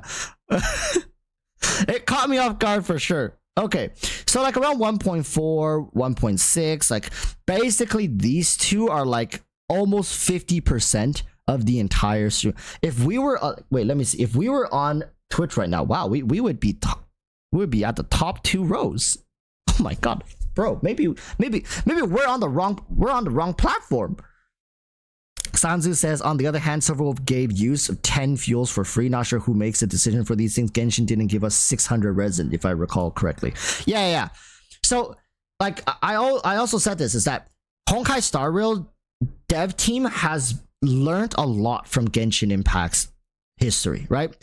What is going on with Honkai Star Rail right now? Let's just be honest. What is going on? A lot of people are just waiting for fuel. That's all they're doing. They're just waiting for fuel, and there's a risk of losing. My god, sorry. There's a risk of losing these people at every given moment. It just takes one day to break this habit and be like, you know what? I'm sick of farming. I'm gonna try this other game, right? It just takes that one moment being like, I'm not gonna log in. You know what? I'm gonna take a break from this game for today. Like, or like, I'm not gonna bother. Making sure that these habits become ingrained within your daily rituals, right? You wake up, you eat, you take a fat donut, and eat it. You drink your coffee, you know, do some yoga, right? You go for a quick walk outside, do some workout, like whatever you do. Like, once something becomes a habit, it feels natural for you to do it, right? So HoYoverse right now is just trying their best to help you turn Honkai Star Rail into a habit and give you a reason to log in, right? You want to wait on the fuel? Well, I mean, we got fuel for you. We got more Trailblaze power for you to use and spend. To HoYoverse, yes, it's like a slight loss, but and also I think they realize the whales are gonna whale, right? Just because whales got the 10 fuel, it doesn't mean they're not gonna refill for the rest of, for 2 days. They're still gonna do it. Building your game around the spending habits of whales is not a good way to maximize monetizations. That's what I've also figured out. Is that as long as you give whales a method to whale, they're gonna whale. But you gotta make sure the free-to-plays, the low spenders, the ones who could quit at any given moment, you gotta make sure they are taken care of, that you ingrained the habit of playing Honkai Star Rail. And that's what HoYoverse, in my opinion, is trying to do. And of course, it's a good thing to do. It also shows the player base. Remember when they listened to the community, or at the CN community, and they buffed Zhongli? Remember when they released Bennett, Xingqiu, Xiangling, and they gave Xiangling to you guys for free? Like, those were all good word of mouth things that people had amazing things to say. Like right now, everybody is praising HoYoverse for giving us 10 Trailblaze power, right? Everybody's praising them. This is such a good PR move. It's like, wow, they're so generous. I can't believe it. You know, you guys should give Honkai Star Rail a try. We just got they've been treating us good. We've been eating well. We got another free 10 summons right during this patch as well. As well as the starting patch. Like we're doing so well. The game is so generous. These are all good word of mouth things. When Genshin first started, we've never, at least I've never played a gacha game that has 4-star characters being that good. Bennett, Xingqiu, Xiangling till this day, I believe, have never really left S tier. They've always been top tier characters. I've never played a gacha game that would give you these characters for free at that, right? These are some of the good things that we have to say about these games in its early days. And I truly believe Genshin's success, and Genshin was able to hold on to its success for so long, is because of the early days and HoYoverse's willingness to take a gamble and give us some of these freebies. You can't always just be stingy and greedy forever. There is a time to be generous, and it's when you're making a first impression. And right now, Honkai Star Rail development team has made a great first impression. With these are all positives. It's really about how they sustain this now. How can they sustain this? Because I'll guarantee you guys, they're not gonna continue being this nice to us forever. I refuse to believe it. But once they turn our back on us, how long is this first impression going to carry them through to the finish line? Gets one code, they I get don't know. their video, the people who watch it get 30 gems, as well as more drops on Twitch, probably rolling every 2 weeks. New drops happening would also boost viewership a lot, and whether people want to realize it or not, content creators actually help the relevancy of a game tremendously. It gives people a way to talk about it, as well as Twitter or social media, TikTok, all that jazz. Content creators do help a lot for the relevancy. That's of the true. game. And I do think a more hands-on approach, a more giving approach to the game would actually benefit it long term, although it might hurt profits a little bit due to the extra quote-unquote generosity of polls. But I don't really think giving Yeah, but that's the cost of PR. Just think about it. It's part of the PR budget. This is the thing, right? If you're in a company, how are you gonna write off this loss? It's PR. We had to do this for PR, right? So it's is it really a loss of profit if you're gonna have to spend this in PR elsewhere anyways? 30 Stellar Jade every 2 weeks to all players is really that big of a deal anyways. We have to talk about some of the biggest differences between Honkai Star Rail and Genshin Impact. Honkai Star Rail is a turn-based RPG game with an auto-play feature. Now, I cannot stress this enough. Most of the time I'm playing Honkai, I'm not actually playing the game. I have the game on, playing itself, and I'm actually doing something else, with the rare exception of me challenging the memory of chaos. Now, which is really good for regular players, but not good for content creators, because it's hard to make active. I mean, we literally went on Twitch just now, and the #1 guy that was streaming Honkai Star Rail to 1,600 people was alt-tabbed into a ARAM game in League of Legends. I could not have timed that better to prove this point. Is that you're not actually playing this game. This game requires so little of your attention that a dude can be playing an ARAM game while streaming their Honkai Star Rail. Come on now. Auto do content entertaining. So this issue is actually a less than 0.000000001% bother, because the only people who have a problem with autoplay are people who are dumb and want to do monotonous content over and over and over again, or content creators who don't know how to do a stream without autoing without manualing. So I think this is a non-issue. I think anybody who is sane would choose to be able to skip the boring content and have an autoplay rather than suffering through it and doing it themselves, because it doesn't matter how fun something is, it's going to get boring eventually the more and more you do it. For example, having sex with your mom, chat, was great the first time. But you see, this is the kind of stuff that I was saying, that he is a very easily hateable person. He was going well. Right? If Tectone ever being like, you know, I don't understand why so many people hate on me. Like, come on, man. Like, how can you not know? Like, you make it so easy for people to hate on you. Like, again, nothing but love from me. I love his crude personality. I love how direct he is. I love how he takes like no shit. I love how he is unapologetic about his own opinions. I love that, right? I love that. But come on, my guy. You can't be serious about, you know, you can't really be complaining that people take dookies on you every now and then. Like, it's just so easy.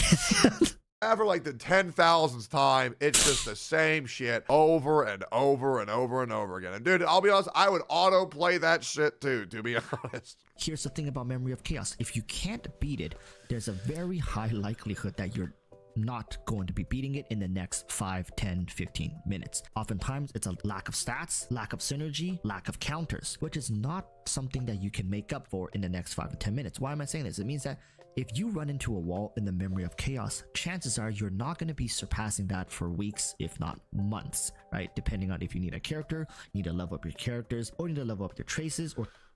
Well, a lot of players are... Sanzu with the 5 says, which logically walk away easier? A whale who spend money they already don't care about, a time whale who sunk time, sweat, and tear. Oh yeah, like definitely the whale who spent money they already don't care about, right? Like people who like, because to them they lost nothing, and they'll just move on to something else they want to spend on, or they want to do, or they want to focus on. But like, I think we kind of have this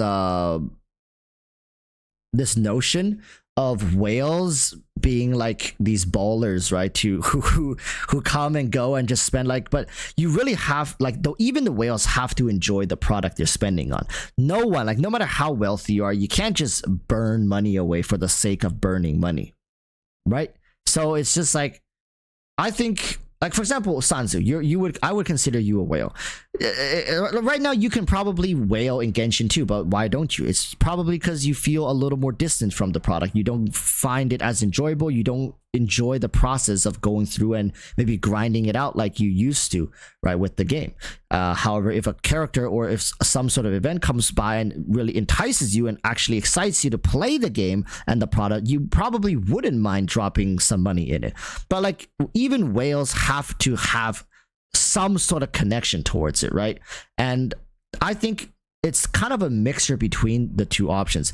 A whale who spends money they already don't care about, they'll only spend that money if they enjoy the product to a certain degree, and if they enjoy the product and play the product, it's unavoidable to say they've sunk time, sweat, and maybe a little bit of tear into the game, right? It's just like, but yeah, it's very easy for whales to walk away from games as well, especially the whales who have spent like money that to them is not money, right? Like to them it's like $5,000 to them is like nothing. It's very easy for them to walk away. So even whales can just vanish from game titles if the developers really push them to that degree. They're also afraid to level up certain characters to get past Memory of Chaos. But the thing is, the Memory of Chaos rewards are pretty good. I wouldn't say they're game breaking, but they are pretty good because you have to invest a lot of resources in order to acquire them. So it all depends, because a lot of players are equipped with every unit they need to beat Memory of Chaos, or at least get significantly into it. And once 1.2 and we get a Yukong for free, the roster issue with Honkai Star Rail will get significantly less bad. So I would say anybody suffering from Memory of Chaos, wait. But like, in my opinion, right now, it's not about the roster issue. It's about like, people just don't have enough materials. I think by the end of 1.1, most people should have like 2 carries at level 80, leveled up their light cones. Traces are pretty much leveled up. The ones who have bought BP for both patches, they're like way off. Like, I think they're gonna feel very comfortable. Like, people like myself, by the end of 1.1, I think I'll have maybe like 4 characters at level 80 with like a couple level 80 light cones. Traces are probably mostly invested in leveled. I'm even going to be working on my 3rd team by the end of 1.1, right? So like, it's not like getting a Yukong right now, most people would still struggle. Like, I guarantee you, even if people got Yukong, they'd still get their cheeks clapped. It's just like Yukong won't solve the issue for people to clear Memory of Chaos. Time will. More resources, level up your characters, max out their traits, right? That's when you're gonna start seeing people actually pushing through the Memory of Chaos. Sanzu says, ain't got no time to look for 5,000 treasure chests anymore, but that... Sanzu, be honest, would you pay somebody to play your Genshin account? Hey, anybody in chat is looking for a part-time job?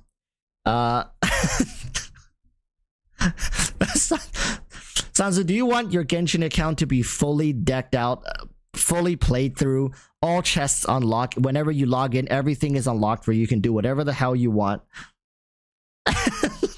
Right, all your chests, all the completion, the quest line is up to date. Or maybe they'll do everything except the Archon quest. So whenever you log in, all you have to do is just play through the Archon quest, and all the gems they've gotten from the achievements, from the chests, it's all sitting there. I mean, I think it's a pretty sweet deal. I think that's pretty fair. For 1.2, wait for the free Yukong, and then go for it. Get better. Although we still don't have a second healer, but I would argue Natasha on one team and then main character and March 7th on the other team does the job pretty well. At least that's what it's doing for me. Relics. All of these things take time. And the process of getting those things is automated for the majority of them, right? So most of the time, I would pick HoYoverse to move Kaching to Honkai Star Rail. Pretty much caught up to the story, although I'm not gonna really talk about it. I borderline want to move my whole Genshin account to Honkai Star Rail. Just like, can I just pay a flat like $1,000, like $2,000 fee to move my whole Genshin account into Honkai Star Rail, and eventually move my whole Honkai Star Rail, which embodies my Genshin account, to Zenless Zone Zero? I wish I could do that. So don't worry about spoilers. So there's not a new storyline for people to follow through with in this current patch. Now, I don't know about patch 1.2. Yeah, I don't know where the character story quests are at. I thought we were supposed to get 4 of them. Bailu, Silverwolf, Lorcha, Phase 2. Oh, okay. Like, where the f are those at, dog? I want to play the goddamn game. I want to read the story. But a lot of people have their eyes dead set on characters over the other contents of the game. This is another major reason why I'm slightly concerned for the game's longevity. In a video that was made by Vars, he highlighted that when it comes to hardcore turn-based RPG players, which I would imagine a lot of them did decide to stay, right? When people usually quit games en masse, it's the casual players who are hopping from game to game, checking things out, trend chasers. They were never really going to stay and be committed to the cause and intricacies of the game. The people who are a little more try-hard, people who have invested both time and potentially money into the game, likely cares a little more about how the game is played and the inner workings of it. So yeah, and of course, and that's why people who have spent more money get more angry whenever somebody says something is bad or needs work, because they want to feel like the thing they spent tons of money into, you know, it was worth their time. Like, for example, do you know how angry I was when I took your mom out to eat? I'm gonna stop. Your mom's a wonderful lady, chat. Your mom's a wonderful lady. Vars himself said he was an avid turn-based RPG lover, and the design for Honkai Star Rail just isn't complex enough to keep someone like him to stay engaged with the combat system. It's far too simplified, and I love how proud. Listen, okay, I'm gonna take chat off for. Like, I love how proud he is. Look, this is so adorable. This is look. He made a joke. He made a recurring joke, and he's now checking in with chat to see how they respond, and this, like, how his face lights up when he sees his chat's reaction. Like, I really wish that this guy can just stay this happy all the time. Like, it's such a wholesome moment. Look. Just ignore what we're saying. Look, he does this. You know how angry I was when I. It's like he sets up the joke, he delivers it again. He's like, yeah, he's had a good time. Your mom's a wonderful lady, chat. Your mom's a wonderful lady. Vars himself said he's checking in with chat. He can't help but smile because he's the design for Honkai Star Rail just isn't complex enough to keep someone. Look, he's checking in with chat. He's checking in with chat. Combat system. It's far too simplified, and I love it. I love to see it. Like, just love to see people having a good time. HoYoverse's attempt to reach as many players as they possibly can now seemingly will backfire in the long run. The entire crutch of this game is its turn-based RPG. Bro, and swirled his joke and crit. As well as non-complex, even when you're piloting it yourself. No, you're wrong. Objectively, you're wrong. The crux of this game is not the turn-based RPG, as well as Genshin Impact is not the combat. It is the story. And we've already seen this before. Objectively, even when Genshin Impact announced that there will be no endgame ever, the player base is still alive and well and very healthy. Well, you see, he is... Okay, this is the first time we've objectively disagreed with each other. I think for the most part, he's kind of hovering around like, okay, yeah, give or take. But this is like when he took a stance and he's like, nope, that's not true.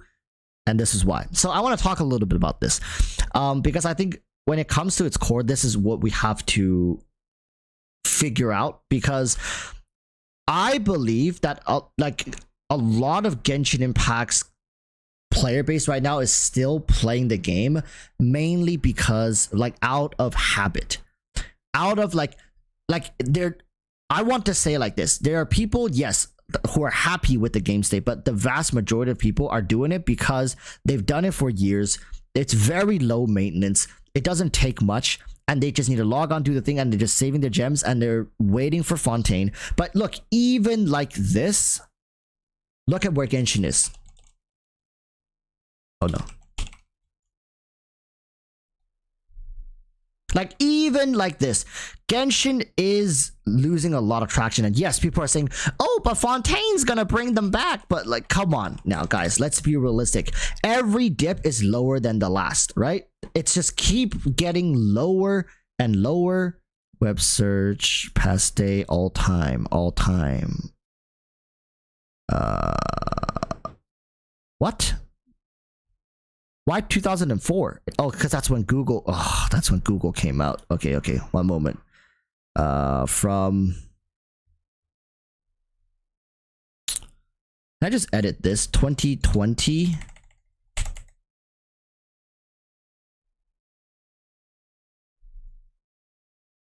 There you go. So like basically from September they spiked, and look at this. The peaks keeps getting lower. And the dip keeps getting lower. It's like if you took a line and you draw two lines, you would actually be able to see like eventually where Genshin Impact is headed. I mean, all games have this trajectory, but we cannot lie to ourselves and just say like, you know, Genshin Impact is doing great, just as good as it's always been. No, it is slowly, very slowly, but surely it's happening, like bleeding itself into oblivion. Why? It's because every single day, somebody comes to the realization that I am trapped in here because I cannot let go. I'm trapped in here because I cannot like abandon this game and just be honest with myself. Like I don't enjoy it anymore. I don't want to play it anymore. And it's not as fun as, you know, some of the other things that I could be doing, even though it's just 10 minutes of my time. But like, I really don't care anymore. Every day people come to this realization. And what does HoYoverse do in like response to that? They spam ads. They promote like, and you know what type of player HoYoverse wants to attract just by looking at the ads they put out. It's true. Like if you want to see what kind of community a game is harboring, just look at what type of ads they put out and what type of people falls for those ads, right? And what they promote in those ads, what they like. There's a lot of these ads nowadays. They have these content creators being like oh my god, like it's like just talking about something casual. It's like, oh look, there's like 76 different types of plantation in just this map alone, or whatever the hell. It's nothing about the combat. It's nothing about the yes. So in that sense, Technone is right that they don't even market their combat. But if we go back to Genshin's peak, how many people think that Genshin would have gotten to the point, like gotten this this type of popularity if they never once showcased the combat? Look at the old Genshin ads versus some of the new Genshin ads. Modern Genshin ads are not even like the same thing when it comes to promotion as to what they used to promote.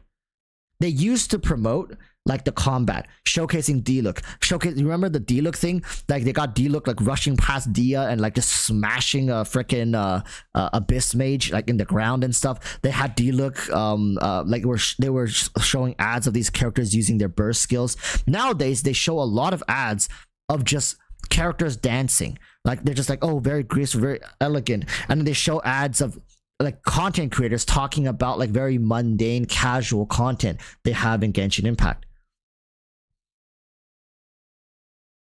I smell poop.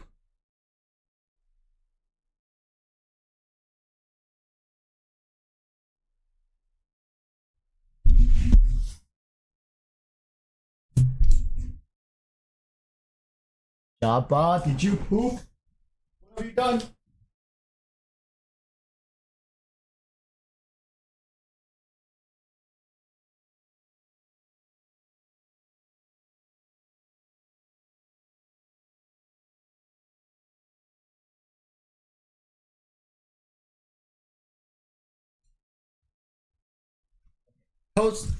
Post is clear. I think Michi pooped in the litter box. I thought Jabba pooped. I was like, God damn it. But yeah. What was I saying? Yeah. So I was just saying, like, yeah, like they don't even promote the same stuff anymore. But I truly don't think like it's tech. I don't know if he's saying like if Honkai Star Rail will be just as popular without the turn-based RPG, or he's just saying it's not like that important. It could be any type of RPG game and it would be just as popular. I truly think the combat systems of these games and how polished the combat looks and feels is a huge contributor to how popular these titles are. And I really don't think the story is that good. And the characters are only relevant because of their combat systems. Take away the turn-based RPG, take away the reaction system in Genshin, will they be as popular? Like when he says characters, do they mean just pure visuals, or does he mean visuals plus combat plus animations plus idle animations plus voice acting, moaning, right? What does he mean?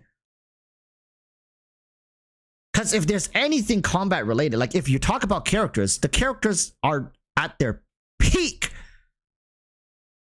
when they're in combat. You guys can't tell me Kafka's ultimate animation is not part of the big reason why people are simping over her.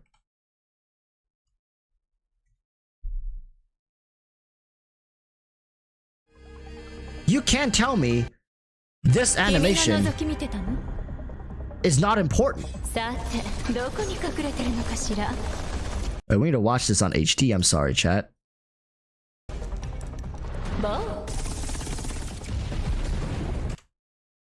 How can he say this is not important and not a crux of the game? This is like literally what people are just frothing at the mouth for.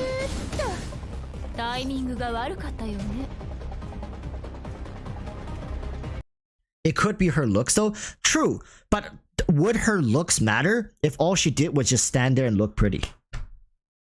Would it matter? So are we saying that if Kafka was a character, you could like what we're saying, like he's basically saying if Honkai Star Rail was not, had no combat in it, and but had the same story, same character design, it would be just as popular?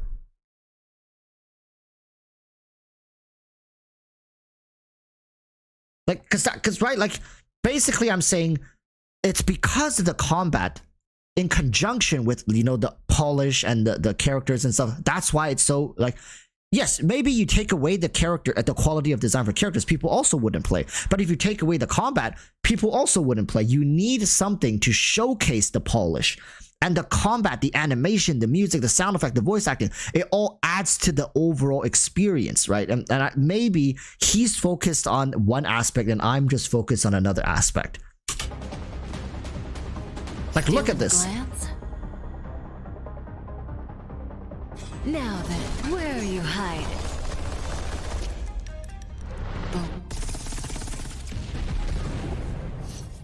Very cool character. 너가 날 엿본 거야? 다 어디 숨었는지 나한테 알려줄래? She doesn't even say boom. 내가 올 때가 아닌 것 같네. 是你在偷看我吗？让我看看躲起来的人都在哪儿呢？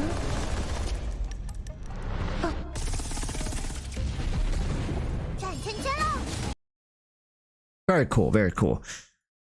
So, yeah, like maybe we're just focused on different points, but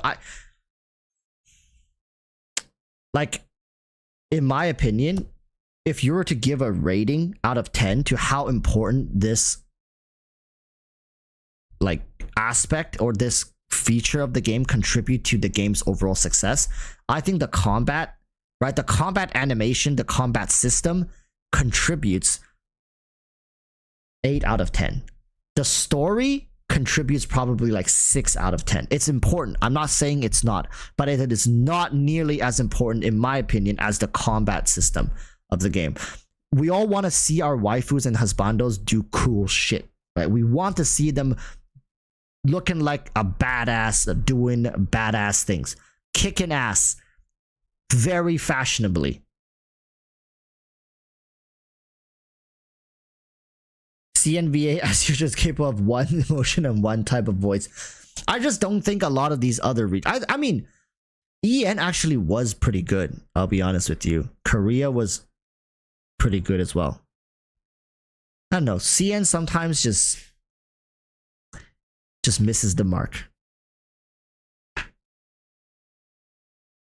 HoYoVerse was very right. They should not pander those players. They don't really matter. It just makes more story. People will still spend, and more people pull for characters they like than characters that are meta viable. So it is what it is. It doesn't matter at all. Really, the combat doesn't matter. People will play Honkai Star for the story. It is the truth and the banter and the characters. You know, a lot of people might not see it that way, but I mean that is the truth, guys. That is the truth. I mean, this has already been proven. So unless HoYoVerse comes up with new mechanics to keep endgame players, but like you see, he's saying people will play just for the characters, right? Which I don't doubt. But if we look at past banner history and revenue, of course, we don't have the API anymore, but you can't just straight up say like, oh, Nahida's banner is irrelevant because we don't have the API. The meta characters are the one people pull for the most.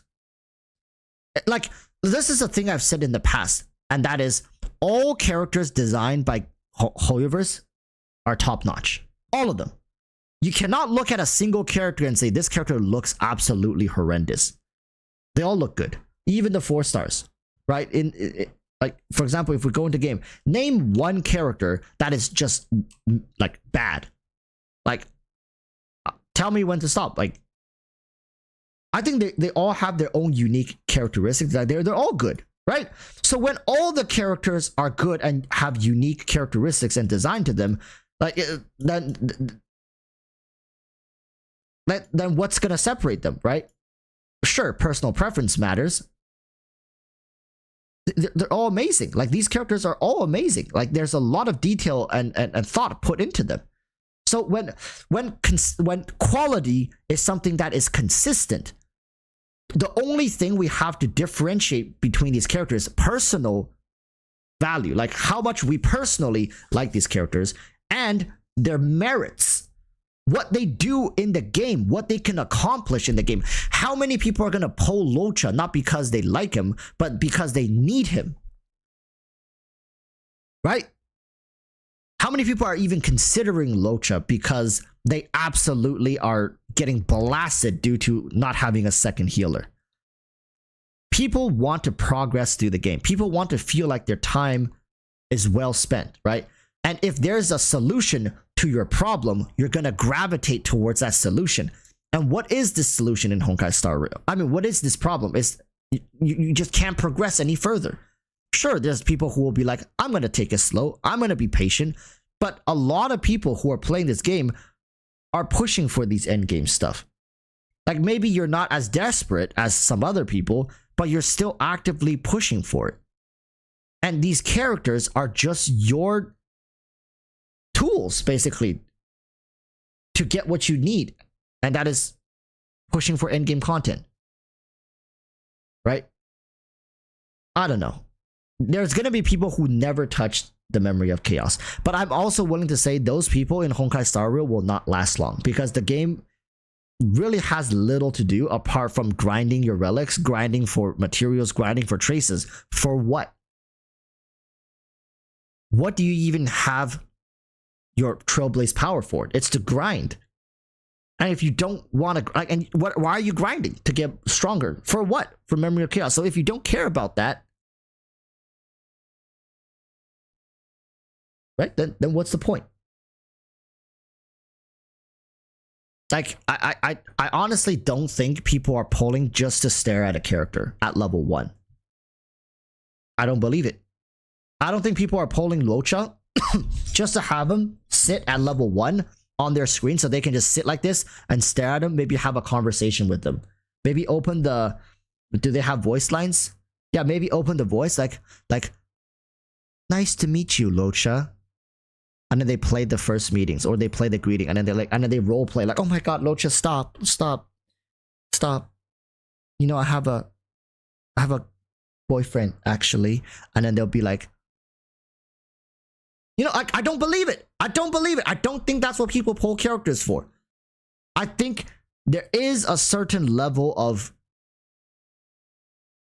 like biasness towards how good a character is. Right?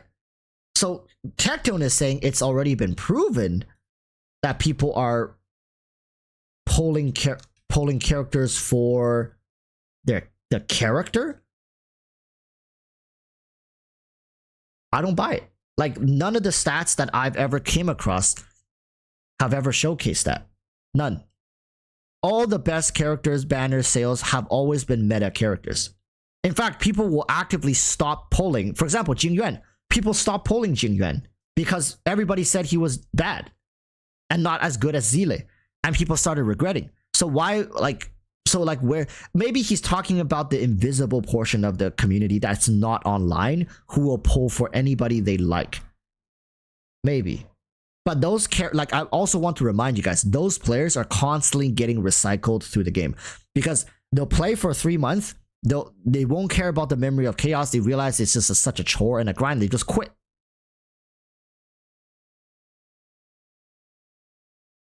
Sanzu says, watching Walrus stream almost got my hardcore necro killed in D4. I actually haven't started playing D4. Oh my god, there's D4 as well. I have a couple friends IRL who are waiting for the game to just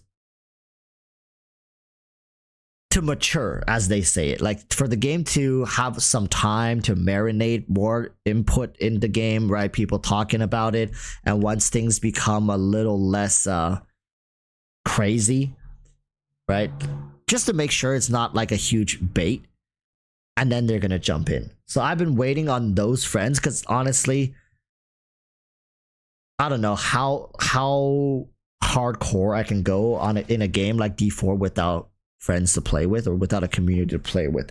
And I know you guys probably would love to join and play and hop in and grind, but it's just like I only have about like 3-4 hours a day, really. So I don't see myself playing the game very long. So yeah, I'm missing out a little bit when it comes to D4. Or players who desire a more complex system satisfied, we could see those players eventually trickling away as well, which leads me to wonder, where is the core player base situated? Is there no other anime-based RPG game available for them to play so that they have to play a game like Honkai Star Rail? How many people are still first-time turn-based RPG players who are still waiting for their waifus or husbandos to come out before they give the game a final verdict? You guys got to remember that looking at Genshin's chart, when Genshin was at its peak, there was little alternative. Right now, there are plenty of alternative games that have actually came out since. Oh, damn. Sorry, chat. Success.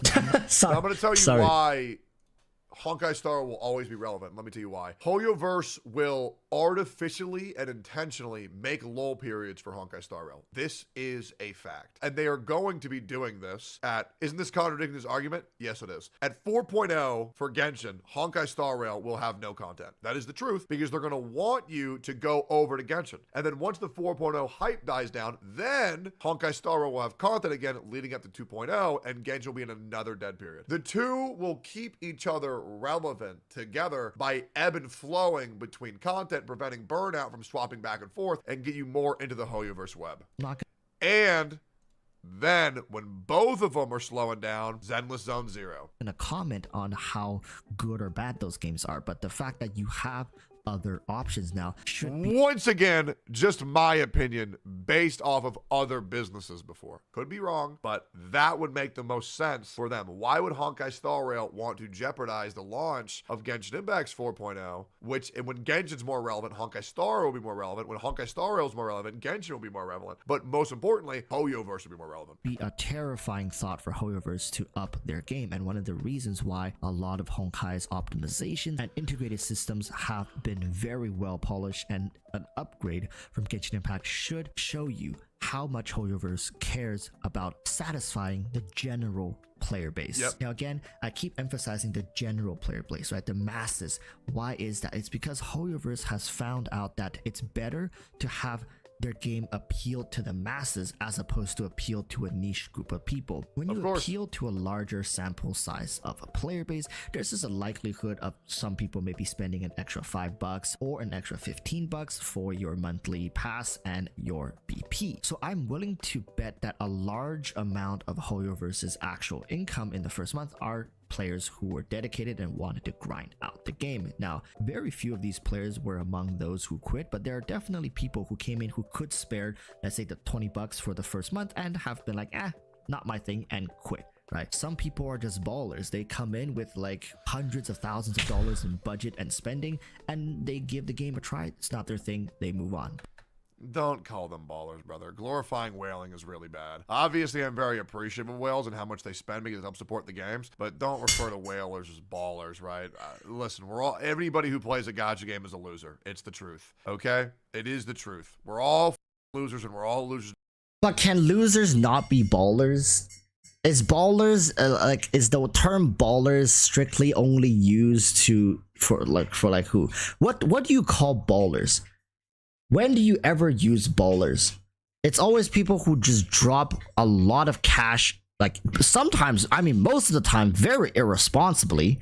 So there's in no situation is ballers really like not promoting some sort of bad spending. Basketball, but that's like a different baller, right? Like, yeah, that's a hooper. That's like a hooper. That's why like ballers usually like say you go into an Apple store and you buy out all their stock. Should we glorify that? That's also a baller. You just, or like maybe in the case of like they just go out onto the streets and just throw money everywhere.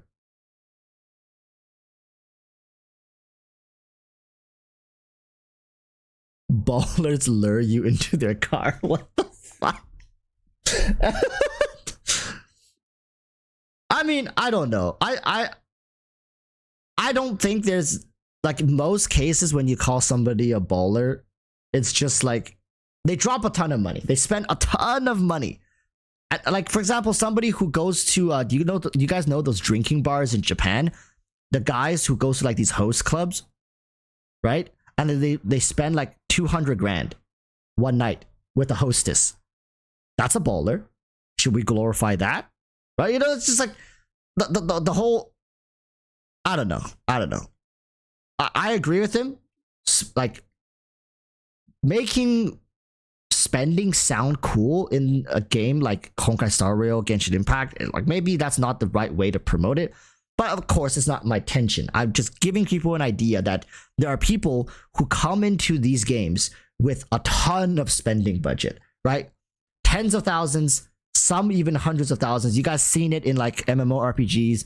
There are streamers who have spent like 100 grand, let's say in the first 2 months of the launch, for example, of a game. What was that guy for Diablo's mobile game, Diablo Immortals or something like that? People were spending like over 100,000 on the game. Yeah, like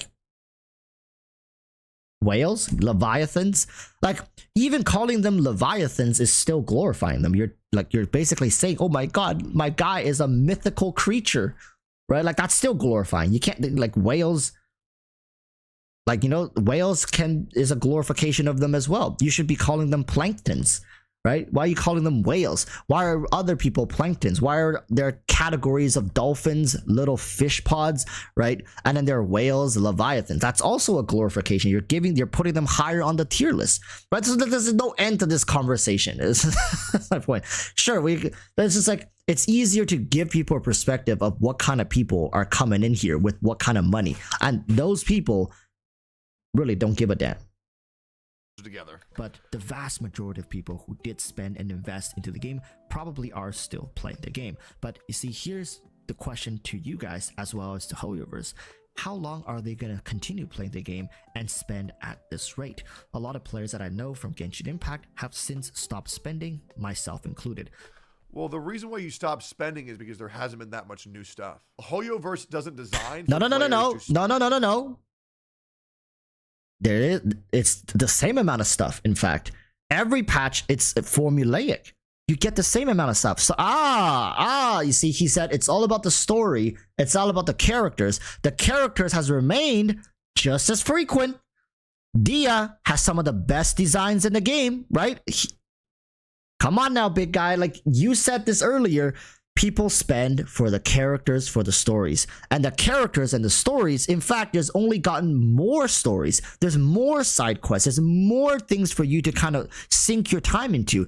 You see, it's almost like it's gotten to a point where it's a grind though. And the characters aren't up to par as what they used to be. People aren't as excited for these new characters due to the fact that these characters are not up to par. Right? So that's why spending has dropped. That's why we're at an all-time low. In fact, right now, if people cared about the characters, you shouldn't care whether it's a new character or an old character. They're characters nonetheless, right? You love these characters back in the day, you should still love them now. What happened? It's almost like people prefer novelty, right? You like new things, you like things that can last, you like things of quality. It's like, how shallow is it to say, I'm going to invest into a character for a pretty face? How shallow?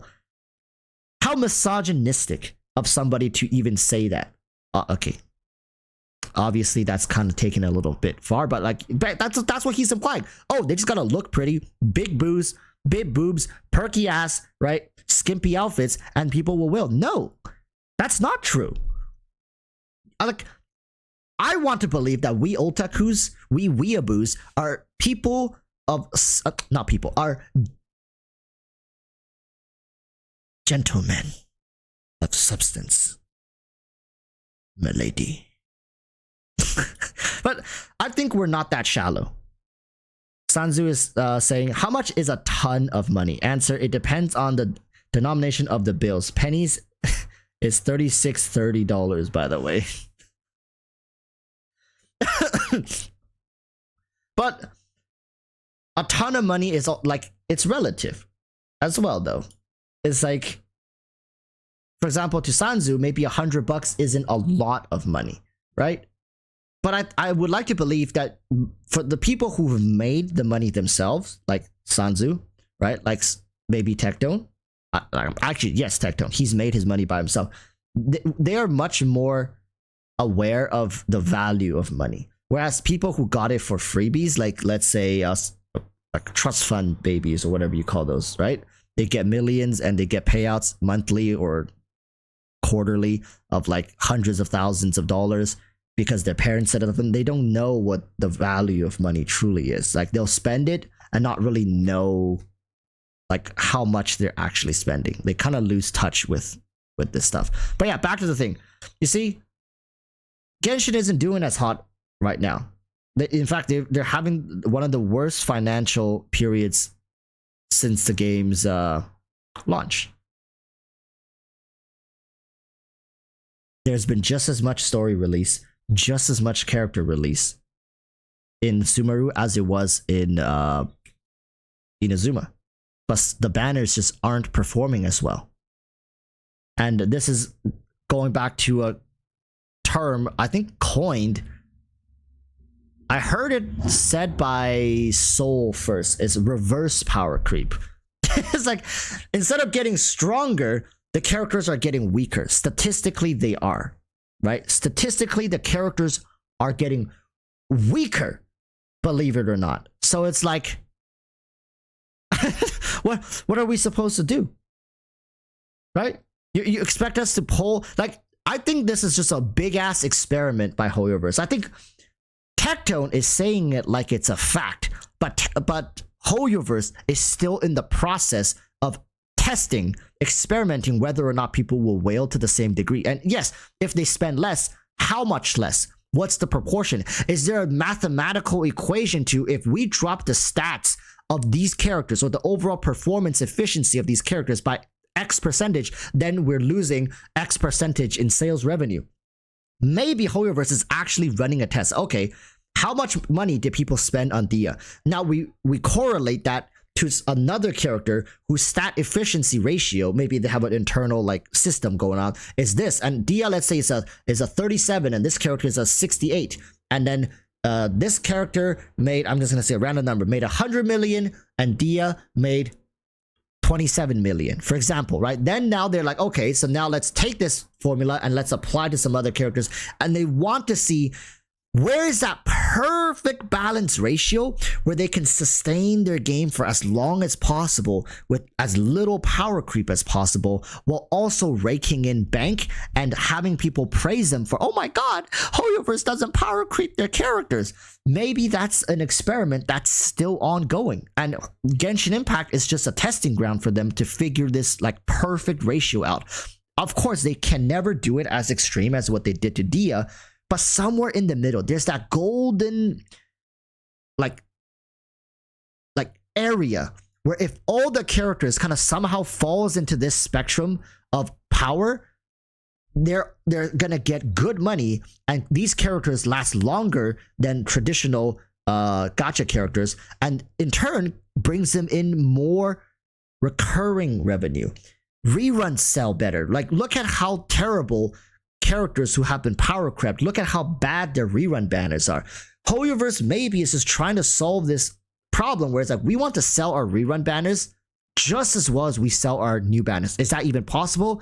And if we want to milk characters for as long as we possibly can, how strong would they have to be, and how strong would our future characters have to be to make sure all of them can sustain through the entirety of our live service game for 10 years, for example? That's one hell of a solution if they can solve that. And maybe we're just the guinea pigs. If Genshin is not the perfect testing grounds for these kind of experiments, I don't know what game is. They have the numbers, they have the cult following. It's just perfect for them to test this. And I truly believe they are gathering a ton of data from the players and spending habits, especially spending habits. Spend a lot consistently. It's to spend a lot at 3-week increments, right? So just because you stop spending, it is what it is. And I guarantee you the revenue charts are probably still doing pretty damn good. I've skipped 5-star character. Pretty damn good relative to other games maybe, but by Genshin standards, not very good. Not very good at all. By Genshin standards though. But if you compare it to like some random ass gacha game, yeah, they're doing fantastic. They're still doing great. But by their own standards, not looking well. It's just like, let's say if somebody got 100,000 views every single YouTube video, and yeah, compare, and then now you're getting like 30k views per video. Is that still good? Yeah, if you compare it to somebody who only averages 3,000 views per video, but compared to your usual 100,000 view video average, are you doing good? Really? Are you doing good? 4-star characters, as I just don't see any point in building those characters anymore. Both games does not incentivize group play. There are co-op features or systems in place, whereas in Honkai Star Rail you can have a buddy accompany you in certain combat runs, and Genshin Impact you can visit people's world and have them visit yours. But it really isn't Wait, there's group play in Honkai Star Rail? I thought it was solo play only. Since when? Oh, you mean, oh, the support. Oh, yeah, the support. Oh, yeah, I guess. Developed to make you feel like you're a part of a bigger community. Actually, I'm glad he had that reaction, because the support system, surprisingly, is actually kind of broken.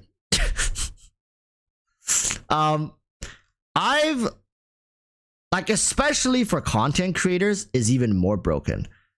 Oh, look, just in the time we were sitting here, like how much? 2,000. Cool.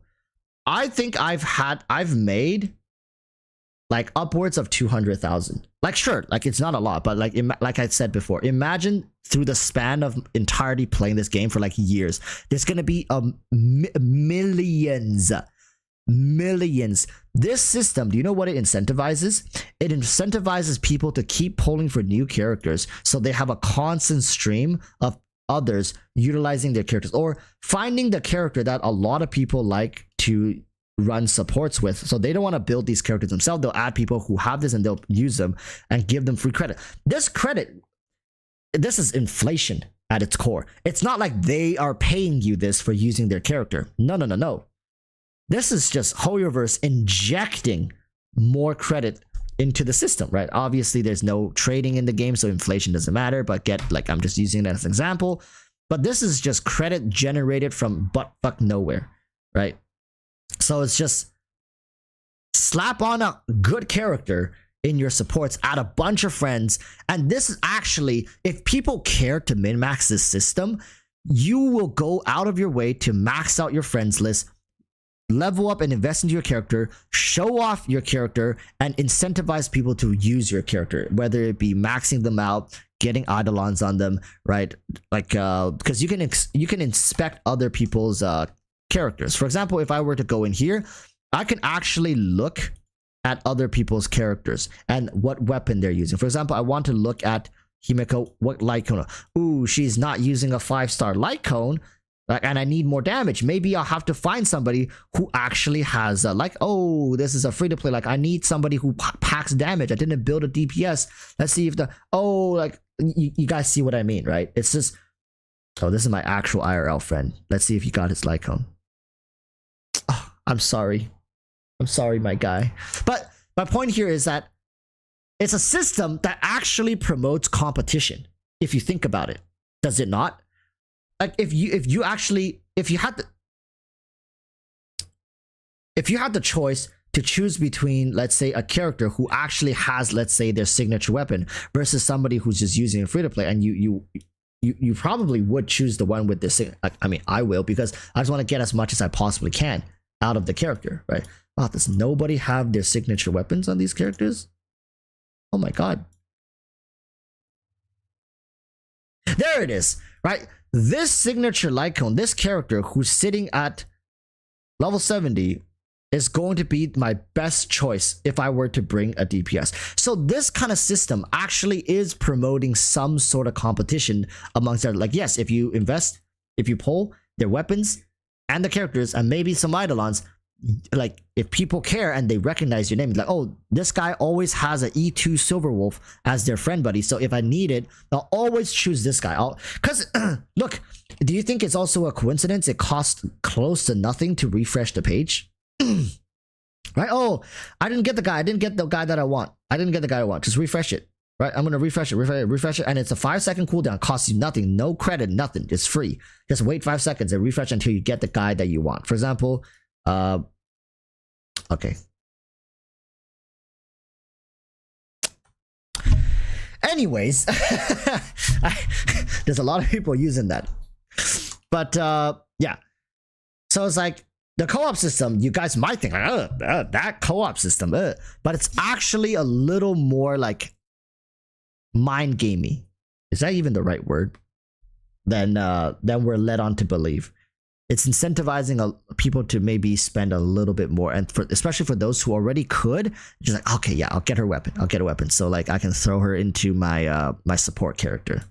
Online, and this isolation in a live service game where you're playing on auto for 90% of the time. I'm saying 90%. I think it's probably even higher than that once you get to late game. Right? Once your characters are level 80, for those who are Trailblaze level 60 and above, your characters are built, you're just farming materials every day, and you probably get to only play the game for 10 minutes a day. You are already at Genshin's endgame, right? Right. But that's actually a good thing, and here's why. Because when you can auto-play the entire game, it becomes less of a chore, and when it's easier to do the daily requirements, players get burnt out slower, meaning player longevity is actually longer. Whereas if players have to go out of their way to do something they don't want to do, they are more likely to quit because they're not having fun. But for this, all the content that quote-unquote could not be fun or burnoutable, you can just press the autoplay. Right, people are starting to slowly push Memory of Chaos, running into a wall, realize they have to go back, level up all their other characters, supports, whatnot, to level 80 as well, along with the light count, and you're just farming day in, day out with no new story quests, no ways to interact with other players, right? No huge global side. Why is he complaining? Just stop playing the game if you don't find it fun, though, bro. No, I think that's there a bad is. thing. I think it's totally fine if people are attempting, and he is attempting to be constructive. He is. I can tell he's trying to be constructive, and that is absolutely okay. Anybody who wants to voice their opinion in a constructive way, more than welcome, right? Now, if this guy were to be like whining, yelling, saying this, that, unbased claims, yeah, I can see how that's annoying, but I don't think being constructive about the game equals whining, complaining, just quit. He's just venting his concerns. He's a worried player, right? He wouldn't make this video if he didn't give a fuck, right? So I would actually like to hear it. I would actually like to hear him out. I wouldn't just say, just quit, forehead. It's events that incentivize you to play more. So HoYoverse designed another side game, which I don't think there's anything inherently wrong with that. It's just in this topic that we're talking about the longevity of Honkai Star Rail. A title like Zenless Zone Zero is on the horizon. A title like Wuthering Waves is also coming in the near future. I cannot wait for Wuthering Waves. Me too. I can't wait. You know, actually, chat, I'm going to China in August, end of August. I'm going to China, and I probably will be gone for a little while. However, you guys know for a fact I'm gonna be doing all the research I could about Wuthering Waves. I'm gonna try to get into the beta if there is one in China. I'm going for work, but I will go out of my way to see if I can get some inside scoop. To be honest with you guys, I might even go onto the streets of China and record a video and interview people. Like, let's say a video. Wouldn't you guys want to watch this? I went to China to see exactly how popular Genshin Impact is. I'll just walk along the road and interview random people, and it's like, do you know what Genshin Impact is? Have you ever heard of Genshin Impact? And then maybe it was like, out of 100 people, 15 knew what Genshin Impact is. Right? Like, aren't you guys curious? Like, we keep saying Genshin Impact is so big, wow, like CN, like, but how many people actually even knows what the hell that game is? Like, how popular is it in China? Right? Like, actually go to the streets of a major city in China and see its influence there firsthand. And we can even compete. Let's do Tower of Fantasy, Wuthering Waves, or like Tower of Fantasy, Honkai Star Rail, and Genshin Impact. How many of them do they even know? How many people knows these games? And we can actually kind of like, obviously it's not going to be like comprehensive, but it's like, you know, I think that's interesting content. It might even surprise you guys. So yeah, maybe when I'm in China, I'll do something like that. But I really hate it because I can't stream in China. Maybe I'll try. Maybe I'll try to stream with my shitty ass internet, hotel internet. We'll see. We'll see. Zone Zero. Those games are going to be peak. Now, I have no idea how I'm going to play all of them, because the problem is I've been playing Honkai Star Rail today for 3 hours, and I could keep going for like another 7, but I'm trying to make sure I can keep up on, you know, my exercise and my diet regimen. Wait. He's playing that long because he's farming the maps, right? Like, he's going through every single map, killing all the monsters and like farming their materials, which is hardcore as fuck, man. Like, that is so hardcore when it comes to like min-maxing the game. Like, I'm just out here making sure my Trailblaze power never maxed out, but this man is going through like farming I'm pretty sure he's just doing it in the background while he chats with his chat over there, which is very smart, right? But god damn, like, talking about burnout, that's gonna burn somebody out real quick. It's hard, but there's almost so much content in Honkai Star Rail for me because I am full free to play. It's like overwhelming at times. How competitive is Honkai Star Rail going to be once those titles hit the market? That's really the question that I'm asking, and in my honest opinion, it doesn't look too hot for this game, right? Whilst a core community will start to form, I do think the vast majority of people will start to migrate away and into new titles. Mainly because Star Rail... Traincore says Tectone is high AF on Copium. Which, yeah, I think I definitely caught a little bit of, like, Copium when I was watching this video my first time through. And this time through, I'm very meticulous, trying to answer a lot of his points and maybe responding to them. And yeah, I think a lot of it is based in his belief that the game is fun. I say his belief because that's very objective. Whether the game is fun or not, it's different for everybody, right? So he thinks it's fun. He's enjoying it. He's free to play. He's going through this game, you know, from a perspective that he's usually not able to get. And I think that has heavily influenced. It's a fresh take on how gacha games are to be played, right? From a free to play perspective. So yeah, maybe a lot of this good stuff is just that he's seeing like, oh my god, I really need a lot of these materials and I can farm it through daily run-throughs and stuff. I need credit. I need to go do a lot of these extra stuff to make sure that I can maximize my and every little bit of progress now feels so much more gratifying, right? So of course that is going to influence his reception of the game immensely, as opposed to just buying it. How hard is it to buy it? Like, of course, putting in effort, putting in the work, and seeing results is one of the best feelings somebody can have. Like, it's so fulfilling to see the work you've put in is paying off. Right? And he's definitely in that zone right now, the like honeymoon phase, really loving it. Like, can't really see many faults. I'm sure if you sat him down and asked him what are some of the top what's the top 5 worst things about this game, he can list them off to you. But it's just like, at every possible opportunity, if there's 2 ways to look at something right now, he's usually choosing the way that's more optimistic. And that comes with a lot of belief and faith and just overall enjoyment of the game right now. But what happens when he gets bored? What happens when he wants to move on? Maybe he'll just quietly move on. Because to be honest with you guys, I think Tectone doesn't really care about the long-term success of Honkai Star Rail. Yes or no, chat? Do you think Tectone cares about the long-term success? I think once he's done with Honkai Star Rail, he's just gonna move on very quietly. He's not gonna do it like he cared about Genshin. All right, he really did care about Genshin. He cared to the point where he wanted the game to succeed. He wanted the game to be popular. He wanted the game to get even more popular or go back to its glory days. So of course he can be a benefactor because he was one of the biggest content creators. So of course he would want the game to do well. It'll only mean good things for. I'm not saying he's only saying that because he wants to be more popular, get more views. He also enjoyed playing the game, right?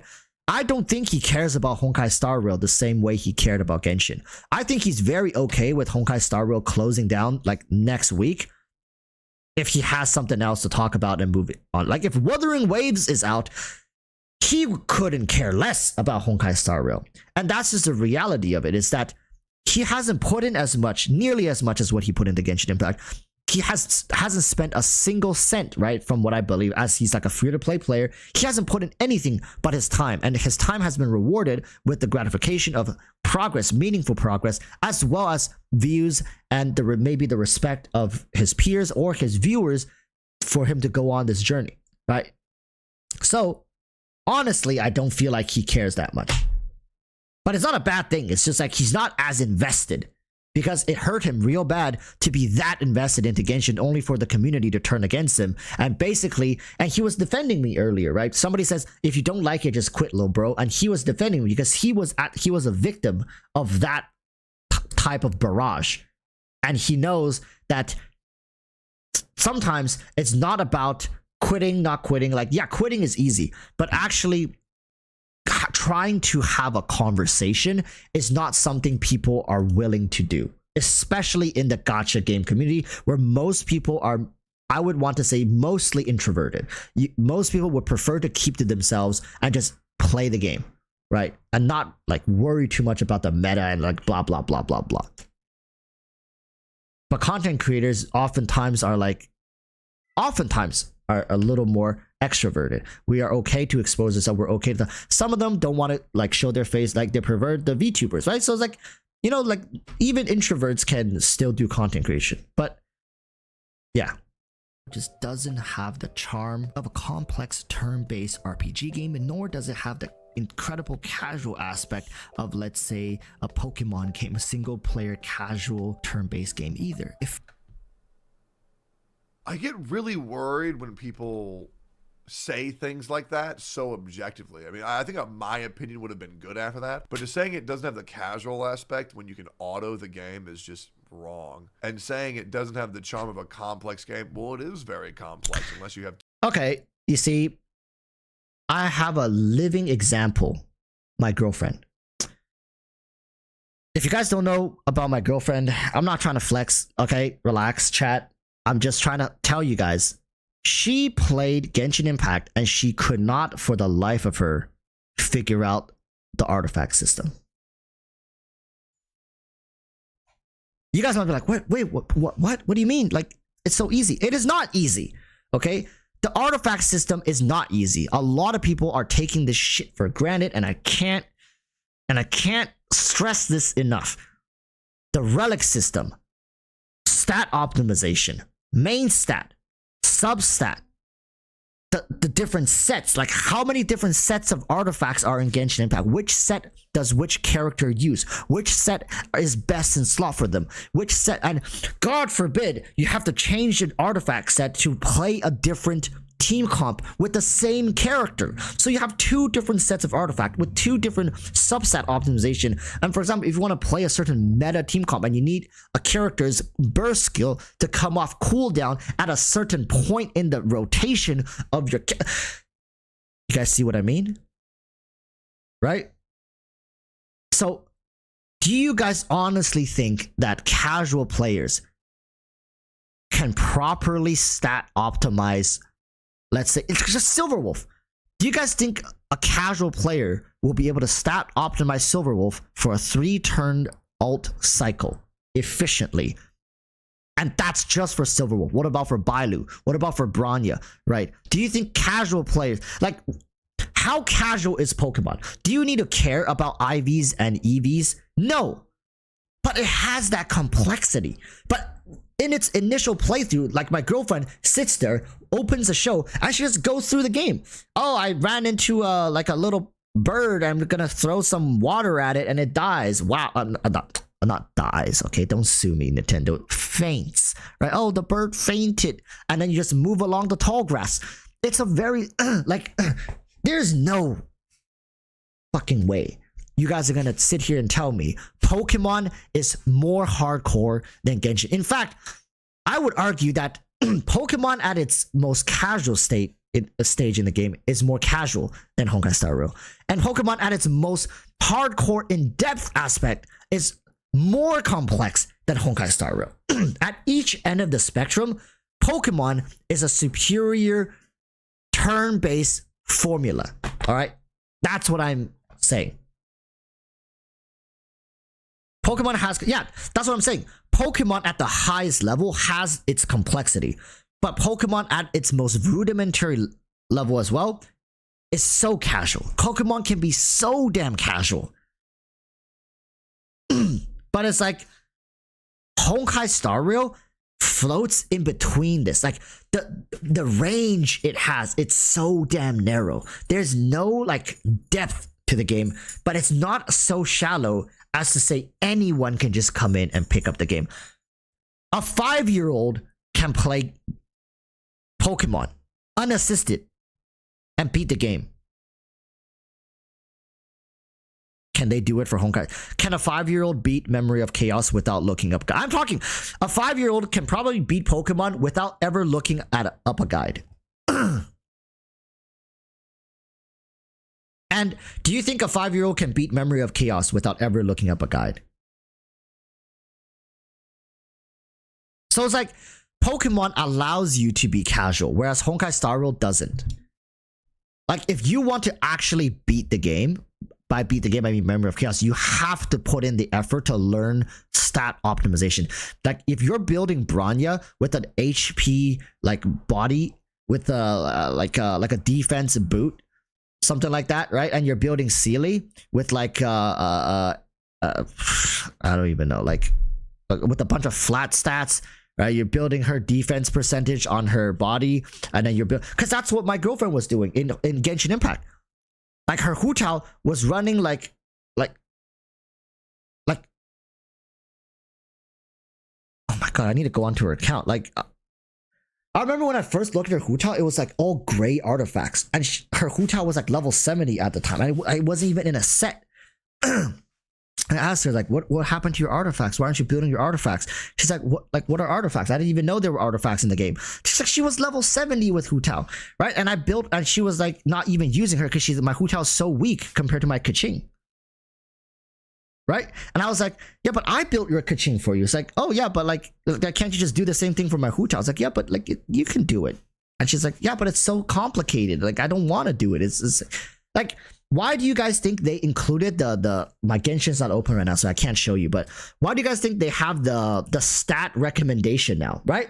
They have the art. Why is it built into the game? Like, if it's such a big problem that Hoyoverse had to do something about it in game, it should show you guys how big of a problem it is. Actually, does Honkai Star Rail have that?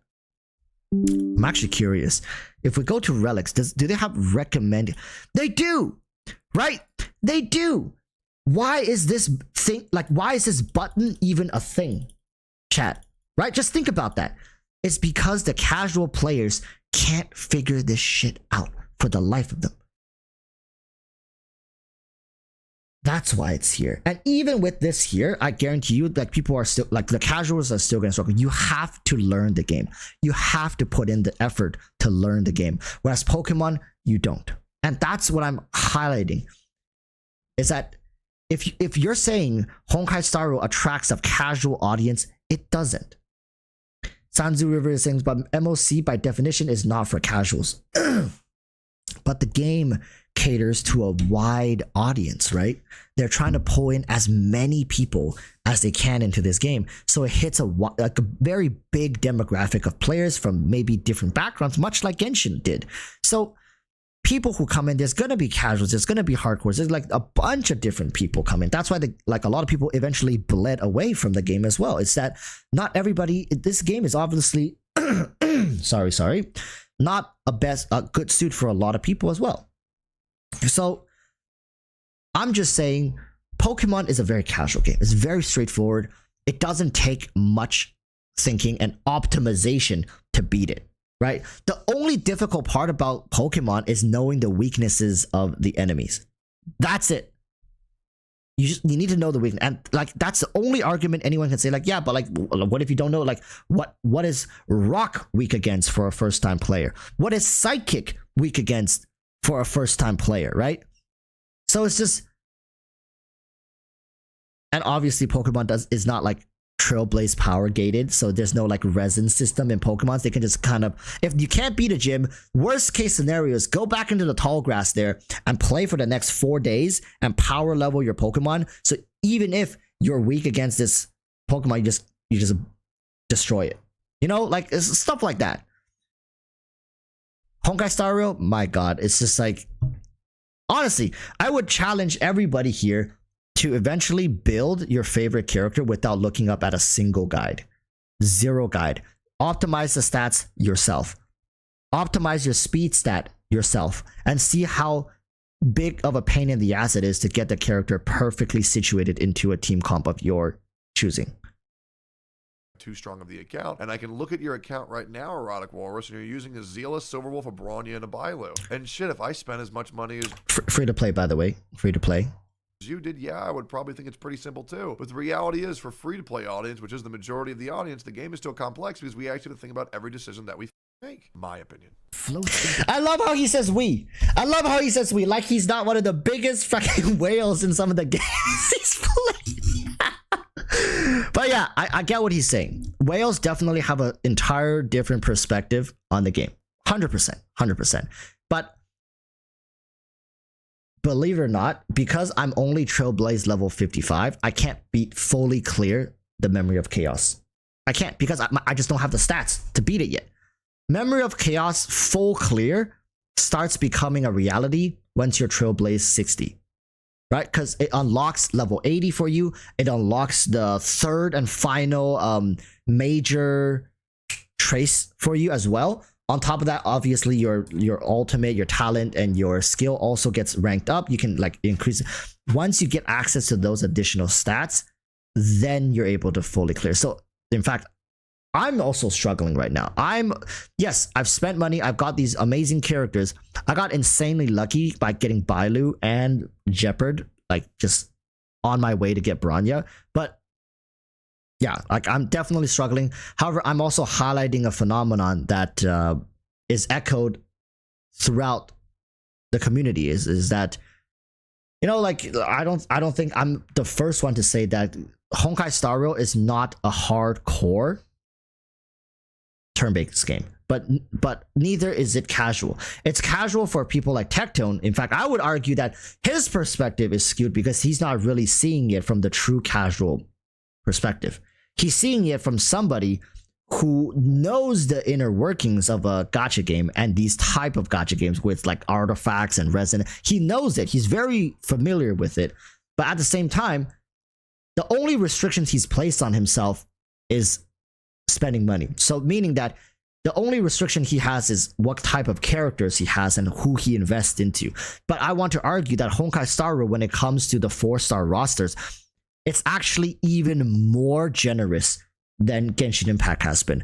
So a lot of the 4-star characters in Honkai Star Rail are absolutely busted. Yes or no, chat? Honkai Star Rail has some very free-to-play, like in fact, this time around, the Silver Wolf free-to-play weapon is so damn good for free-to-plays. If you get that shit to like S5, you're cruising. You're chilling. Like, there's even a point to be made that like the signature Lycone is like in a similar tier ranking as the free-to-play. As long as you can get the free-to-play to S5. Right? I think the characters in this game, the standard banner characters, are much better designed than Genshin standard banner characters.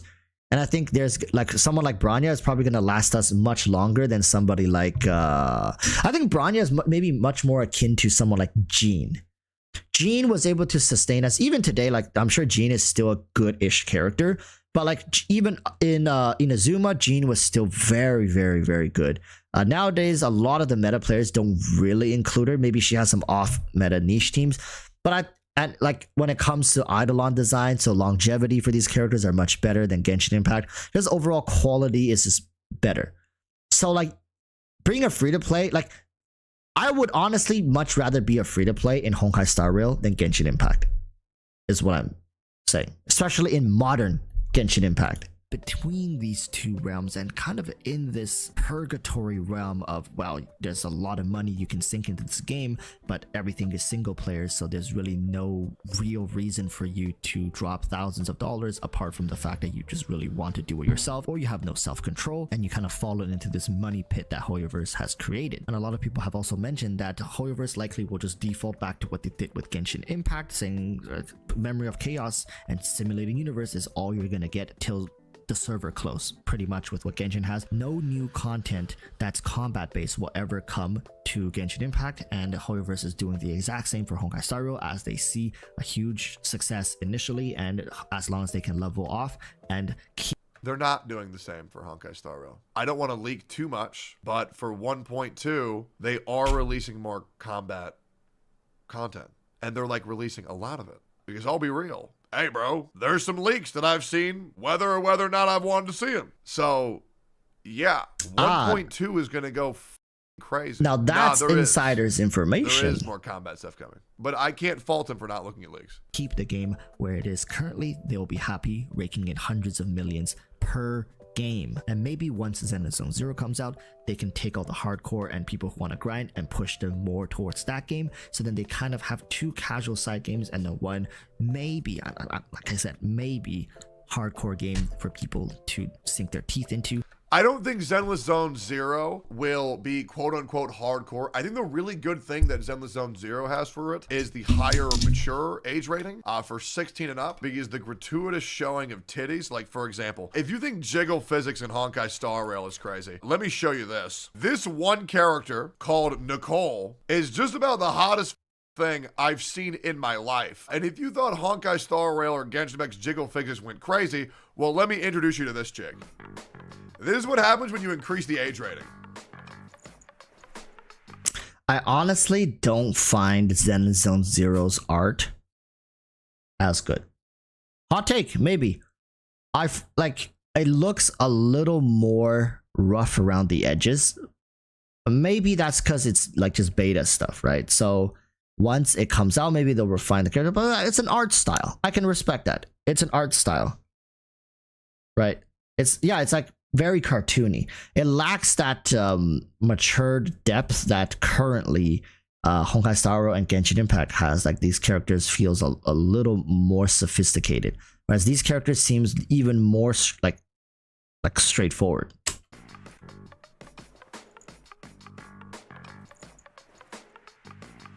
It's gonna go crazy, and the crazy thing as well is that's a base character, meaning the rare characters are gonna be even hotter. Not to mention the animations or like the expressions on the face of ZZZ is insane. It's very Persona 5-esque, which is gonna appeal to that whole community, down to the music, the character animations, all that shit. No, the game is gonna be very strong story-wise, and the characters are gonna be. I stand by my point is that no game, like especially gacha game, maybe some like AAA titles have really good, well written out stories that can rival like let's say a light novel, right? I think there are better mediums if you want a good story, is what I'm trying to say. There are good manhwas, there are light novels, they're just straight up like full on novels, right? Fiction, non-fiction, like when it comes to stories, they're just better mediums. The only thing that these games have going for it in terms of story is that the stories is accompanied by these playable characters, right? It's a game, and games generally don't have good stories. So by that standard, like compare Genshin and Honkai to other gacha game stories, yeah, they're very good. But if you're just saying like, oh, I want to enjoy a good story, there are plenty of other ways to enjoy a good story. Like, let's not start to praise Honkai and Genshin's storytelling to the high heavens, because from a storytelling perspective, it's very straightforward. Nothing really crazy there, but as a gacha game, very well done. Hot as fuck. And this week again, Anime Holocaust is, by the way, Techie is talking about Simulated Universe World 7 regarding the leak for 1.2. Oh, okay. I mean, yeah, it's a good thing. They're already increasing like adding another simulated universe. That's fine. I don't think it's a bad thing, and I think, yeah, it's exciting. But at the same time, like my whole point is like this whole monotonous, endless grind. Like people are very well aware of it. It's just you're doing it in a different game with different characters, right, to a different end game. Now, yes, we're still very much like, for even myself included, I'm just voicing out the logical reasoning, but I'm still very much working towards it. Like, look, I'm still farming my relics. I'm still trying to beat Memory of Chaos. It's like something I want to achieve because I'm not there yet. But this is the thing I've said in the past with Genshin. Once you beat it once, okay, maxed out, max stars, you do it once, this moment, like this feeling just disappears. You've done it. You've achieved it. Now what? Right? Oh, you're going to do it again with a different set of characters, right? Because then you have to look at why you're doing it. I'm doing it now, not for the rewards. I'm doing it now because I want to see if I can do it and how long I can do it and how that journey is going to feel, right? Slowly going from getting clapped by these bosses, going back in stronger, better, and harder, right? And beating their asses, then move on to the next one, and the next one, and the next one, until I finally beat the whole game. It's like, yes, I did it. It's like the first time you cleared Pokemon, the Elite Four, and then you see the credits rolling, and you're just like, yes, I did it. Just to find out that now they've all went away into the metabolic time chamber, and they came out with like Pokemons who are all 20 levels above, and you go back to grinding again. Honkai doesn't have that either, right? Like, you beat it once, it's just a different group of enemies in the next patch with a different buff, incentivizing new characters, and you gotta do it all over again. For people who don't care about the rewards, once is enough. The magic disappears once you do it that first time. That's it. So we'll see. But right now, I'm still in the process. So I still want to do it. They can maximize the reach they have on the market. Honkai Star Rail, I think, is just going to be one of those titles that hovers in the background in the future. I really don't think this game is going to be revolutionary, both in the mechanics of turn-based games nor the casual aspect, like again, Pokemon as a turn-based game. I just don't think it's quite there yet. But what are your thoughts? Do you think Honkai Star Rail will stand the test of time once newer titles comes out? Yeah. Or do you guys think that it's gonna fade and become a less talked about niche game? No. Just because the story is so strong. The story that was delivered on Bellabog was like so revolutionary for like gacha story. Like, it was just like actually like perfect. So no, I think it'll be fine. As long as the story remains the same test for that. And also Pokemon's doing shitload, bro. A lot of points made. Obviously.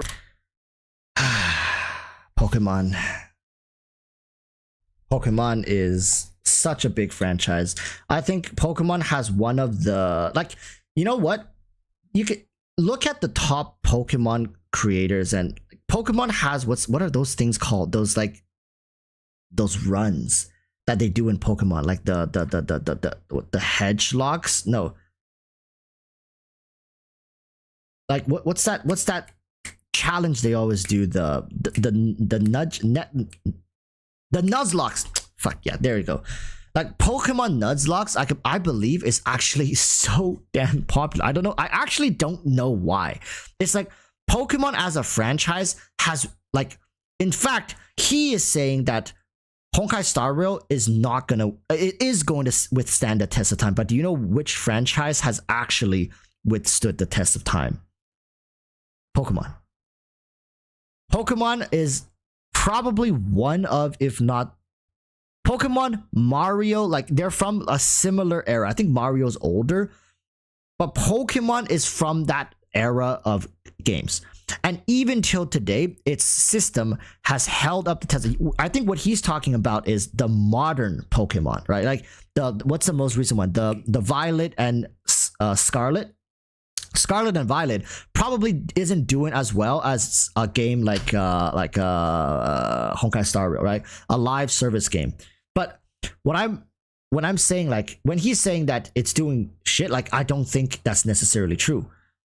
I think Pokemon is doing just fine in terms of overall. But if we're talking about overall revenue, I think Pokemon easily crushes Honkai Star Rail and Genshin Impact, including merch, including like shows and stuff like that. Pokemon dwarves. Like, I think there was a stat somewhere saying Pokemon is the biggest franchise, like, was it in history? Like, of any video game or like TV franchise?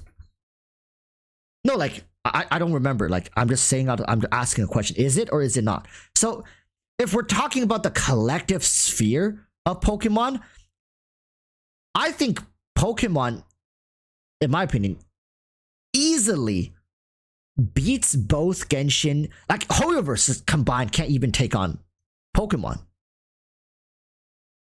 Like, I don't know. But I like, off the top of my head, like, Pokemon's total revenue must be in the billions. Pokemon have the net worth of 76.4 billion. Yeah, like, if we combine the whole franchise, which started from the anime, moved into the game, right? The anime and the game are like just carrying the franchise, and then eventually all the other stuff became popular as well, like the plushies and the merch, right? Like all this other stuff. Like, just how much money are they making just off fucking merch? And then they open amusement park theme parks, right? So to say Pokemon is doing shit is like I don't know what metric he's using, but like I feel like he's from a different he's from a simulated universe. Pokemon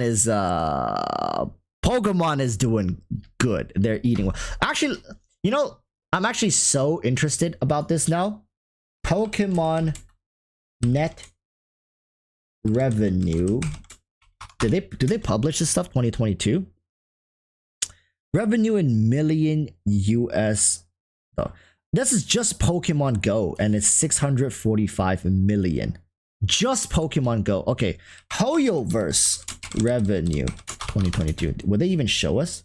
So HoYoverse has made a net profit of 2.2 billion in 2022. And just Pokemon Go made 645 million. What's Pokemon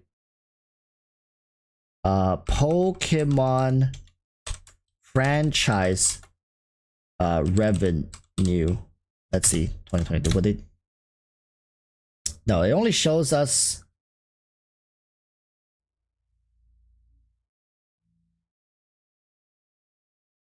It only shows us the total. It doesn't show us the. But come on. If Pokemon Go was 645 million, do you guys honestly think the rest of the Pokemon franchise combined can't beat 2.2 billion? No, I think it's an L take on his part. Like I think Pokemon dwarves not just Honkai Star Rail, but dwarves HoYoverse as a whole. Search Mario? Okay, let's search Mario. But what Mario? Just Mario? Mario franchise net worth. Okay.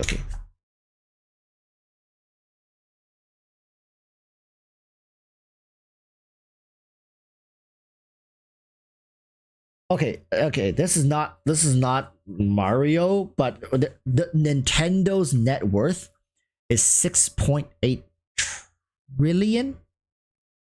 Am I reading that right? Nintendo's net worth here by Marca.com says it's $6.8 trillion. What? Wait. Pokemon, the franchise, is worth 76 billion, right?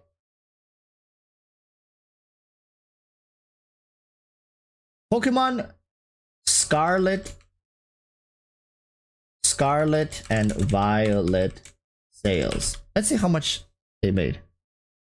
Okay, like if we're this is what I think Tectone is referring to. I think he's talking about the Pokemon Scarlet and Violet, right? He's talking about the sales of those games compared to what Honkai Star Rail has made, which then it makes sense. So it's sold 22.1 million lifetime sales. So I'm guessing that's the unit, right? So 22.1 million. So let's just say 22 million times, how much was it? $80. So Pokemon Scarlet and Violet made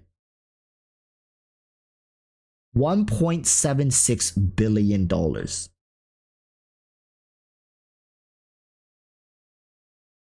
Wait, that still crushes. Wait, what the fuck? That still crushes Honkai Star Rail, does it not?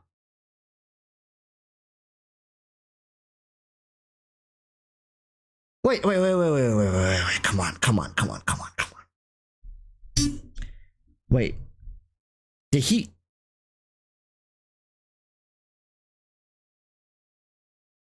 No, I'm gonna just take the W. I'm gonna just self-appoint myself. I'm gonna just self-appoint myself the W in this one. Because I'll be honest with you guys, I didn't do the research before I made that statement. It was such a no-brainer statement for me to make. It's just like, Pokemon is huge. I did not think Tectone was going to make a statement saying that Honkai Star Rail is bigger than Pokemon. Like, even if you start, like, even if he's talking about Pokemon Scarlet and Violet. Right? I don't know. I unless he has some metric or data that I'm unaware of. Like, if we're just, what about Sword and Shield? I'm actually curious now. How much money did Pokemon Sword and Shield? You know, I'm gonna share this on this screen so you guys can actually see it. Pokemon Sword and Shield sales.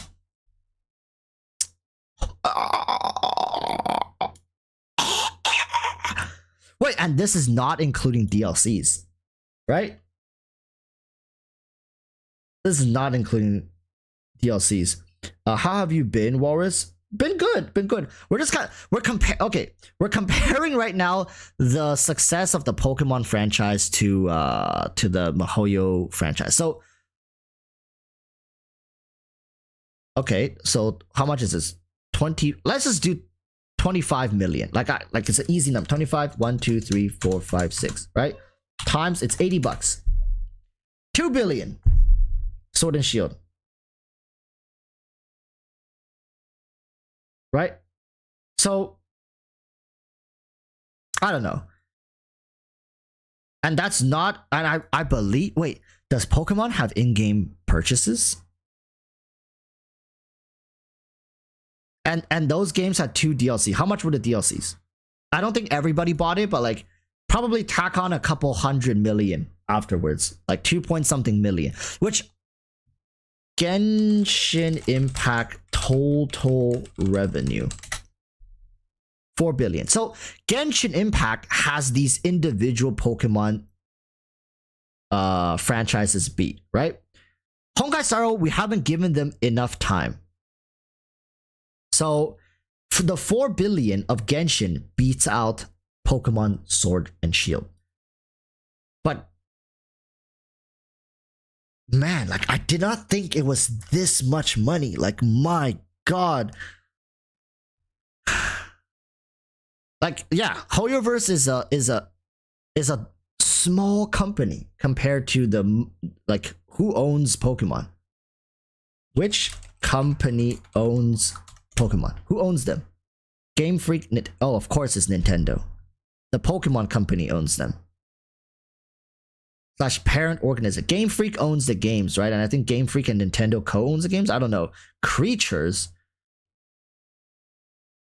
Nintendo. Huh. Bro, most of kids play Pokemon, but not many of them know what game Genshin is. Yeah, but according to Tectone, right? According to Tectone, Honkai Star Rail is even easier than Pokemon. It's even more casual. Right? Like it's an easier game to play, but oh my god, it's not kid friendly, maybe. Yeah. Maybe it's not kid friendly. I refuse to believe that people would rank Honkai Star Rail to be easier. A more casual game than Pokemon. Like, for example, do you guys think what's that game? What's that game on the Nintendo Switch where you have your own island and you like plant your own fruits and your vegetation and you like villagers? What's that game? Animal Crossing. Yeah. Okay. Do you guys think Animal Crossing is more casual or Minecraft is more casual? Type 1 for Animal Crossing, type 2 for Minecraft.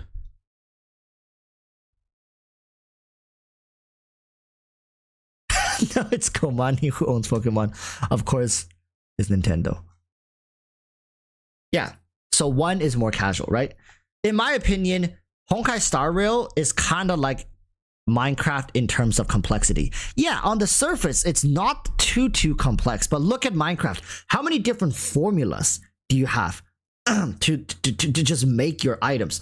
It's like the same thing with the relic system. It's not straightforward. It's not, okay? Casual players will not be able to come into Honkai Star Rail and figure out the relic system. Like it's just like the back of their hand. Like they're just gonna come in and in a couple days they're gonna be like, oh my god, I totally understand everything they're trying to say. No. Just the relic system alone is gonna mess them up real good. Okay.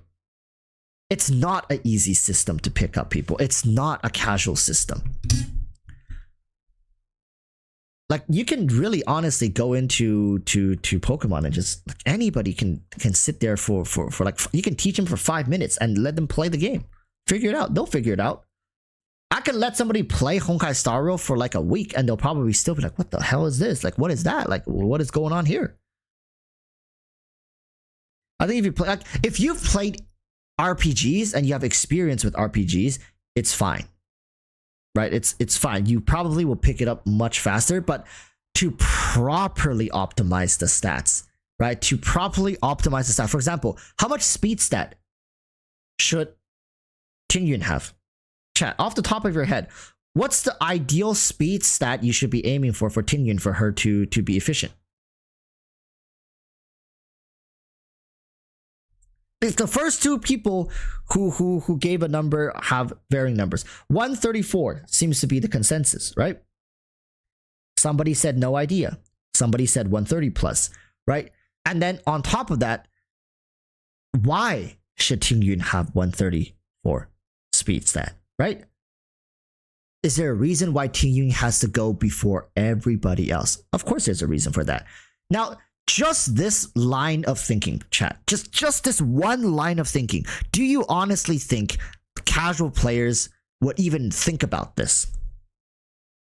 To be faster than enemies and to apply her buff on your DPS before your DPS even gets to move, right? So your DPS don't waste a skill, wasting like potential stats they could have had. That's why she has to be the first one. She has to outspeed the enemies, buff your team, and get them going, right? So that's the importance. Does a casual player really have the capacity and the information to follow this line of thought? They wouldn't even think about it. Exactly. They wouldn't even question it. And that's why, like, for example, in Pokemon, they also have a speed stat, right? Pokemon has attack, defense, special attack, special defense, speed, and HP. But it's not as important. The speed stat, these stats in Genshin, like, they have characters that scale off of like defense. They have characters that scale off of crit damage. Like for example, Bronya's ultimate scales off of crit damage. Like there's characters that scales off of speed. Yes, there are Pokemon that benefit from these stats that also gain additional boosts based on the speed and blah blah blah. And there's Pokemon that have like their moves does more damage based on the speed differentials between this Pokemon and like the enemy's Pokemon or whatever, right? At the highest level, there is room for these intense, like high level plays to be made. But in its most rudimentary state, you can ignore all of this. You can ignore everything. You don't have to care about any of this stuff at a rudimentary. Can you ignore everything in Honkai Star Rail? Just ignore all the stats. Any optimization, ignore all of it. You cannot. You cannot in Honkai Star. In my opinion, you cannot. And we're not even talking about the memory kills. Try beating simulated universe. Just try doing your week, like, just take your relics right now and mess them up. All right, take your Jingran's relics and completely mess this up. Like put on HP for his body. Like take something like this and put on like that's already too good. Like just randomize it and go try to beat the weekly thing. Where is this? Not this thing. Echoes of War. Go try to beat it. Yeah, like this is very straightforward. You do this 3 times a week. Just randomize your stats and try to go beat it. And let's see how. Why would someone do that? My point is, they can't. You cannot do that. You will struggle if you did that. This game is not as easy. Like I don't like it when people try to sell this idea that Genshin Impact, Honkai Star Rail is so easy. It's for casual players. It's not for casual players. Casual players come in and have to put in so much effort to learn this stuff, right? Optimize your characters, which traces to prioritize, especially with the current situation with a lot of restraint on your resources. You have to be even more careful what you invest into, how you invest into your characters. There's a lot of optimizations. A game like Pokemon doesn't give a rat's ass how you optimize your Pokemon, your team, like your weakness. You could have weakness advantage to your opponents. You could not, right? And there's no punishment for losing, for dying. Like obviously for Honkai Star Rail, there's no like direct punishment if you lose and you can't clear. It's not like they use up the thing regardless, right? But if you can't beat this, you can't beat this. You're gonna have to find a way. You're gonna have to go online, find a guide how to beat this. They're gonna recommend you a team, recommend you a relic set. Then you're gonna have to follow that relic set. You're gonna oh, you don't have it? Guess what? Go grind for it, right? Go grind the relic set. Come back, level up your characters, level up your traces, do exactly what this guide is telling you to do. Build these characters in this way, and you can beat it if you play it to this degree. What part of that is casual? Like, we're not even talking about the MLC. If you don't care about your stats and you just like throw whatever you get, like Tingyun, Lycone, throw whatever Lycone you have. Like, oh, like I don't know, like I have this one, let's just throw it on here. All right, relics. I don't care about relics. Just like throw whatever relics you get on here. You are gonna get smacked. Like, this game is not so easy as to like you can just no brain turn it off and just, unless you're a giga whale. So we gotta stop selling this idea to people. Like, oh, it's so easy. It's so no brain. Turn it off. It's not. Come on, guys. Right? Like I truly don't believe it for a second that this game is more casual than Pokemon. No way. No way. But yeah, again, that's just my opinion, right? I would love to have somebody talk to this, but like if chat, like even somebody from chat, like if you guys ever want to just hop in, you disagree with me on something, we can talk about it. Like, I'm not saying definitively this is how it has to be. I'm just saying that's my opinion. Like, that's how I truly believe. Like, it's not more casual. Sanzu River says both Echoes of War can be beaten by Fire MC, and I don't doubt that, right? I don't doubt that. But can the Fire MC go in with crap gear, right? With like, wow, like what the hell do I even have? Like, mine is not built, obviously, but you can level them up. I think everybody knows how to level characters up, but how, like building the right relics, leveling up the traces, right? Optimizing the stats properly. And God knows if like real casual players even put in the time and effort to unlock Trailblaze and do the quest, side quests and stuff to unlock as many Eidolons as possible, right? Even like a free-to-play character, a freebie MC character will still need a bit of guidance. You need to know, okay, what's her best in slot Lycone, right? You want to get the best value out of these things. Get her Lycones done, get her traces leveled up, have a well-optimized relic set with the right stats, and yeah, you can probably beat it pretty effortlessly. But where are you gonna? How are free-to-plays gonna get this information? Not free-to-plays. Sorry, my bad. How are casual players gonna get this information? My point is, in Pokemon, do you need to go look up a guide to teach you what Pokemon to build, how to build them? To clear the gym, to beat the Elite Four? I'm sure there are guides out there. There definitely are guides. And I'm sure there's a lot of people who probably look at those guides because it's just easier that way. Like, oh, who's the best starter, right? Blah, blah, blah, blah, blah. They have those.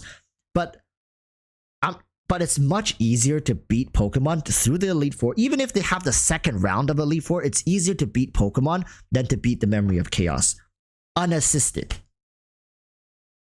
Right? James Lee says reading. What's that? Okay, so, right, you guys say reading.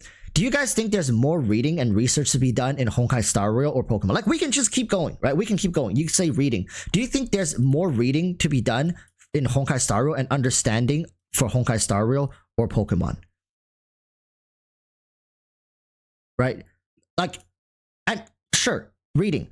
How can you guys get a definitive answer to how much speed Tingyun needs? How did we arrive at 134 speed for Tingyun? By reading it? Right? Did we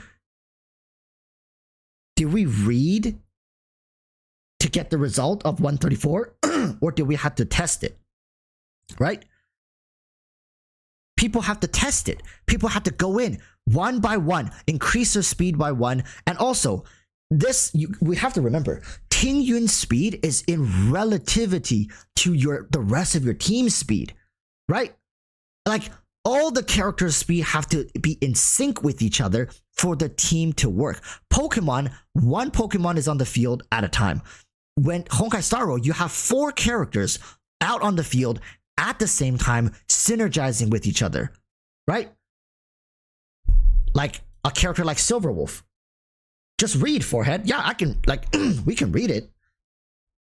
How much effective hit rate does she need? Can you read that? Right, like, can you read how much effective hit rate she needs? Right? My point is, Honkai Star Rail inherently is a game that has a lot of hidden stat values that we benefit from watching guides. Right? That's just the truth. Yes, reading will get you past the first barrier, right? Coming in here, reading her trace, what does she skill off of? Right? What does she skill off of? Plus, okay, 82% of the Trailblazers defense. Okay, cool, defense. All right, cool, defense. So then I get defense boot, right? Because it's defense. Defense body? Okay, defense. Defense orb and defense rope, right? Defense. Oh, but wait, it's not defense? Why? Why? But I read, it said defense. Wait, what am I missing? Like how come then when people recommend it, it's not all defense? Why is that?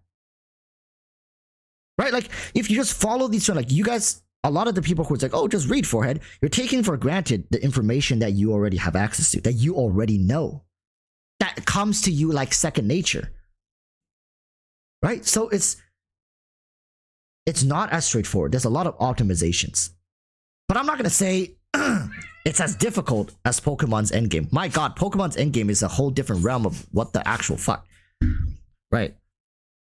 Endgame Pokemon is like, it's like fucking an abstract painting. I don't even know what the hell is going on. People doing these wacky ass plays.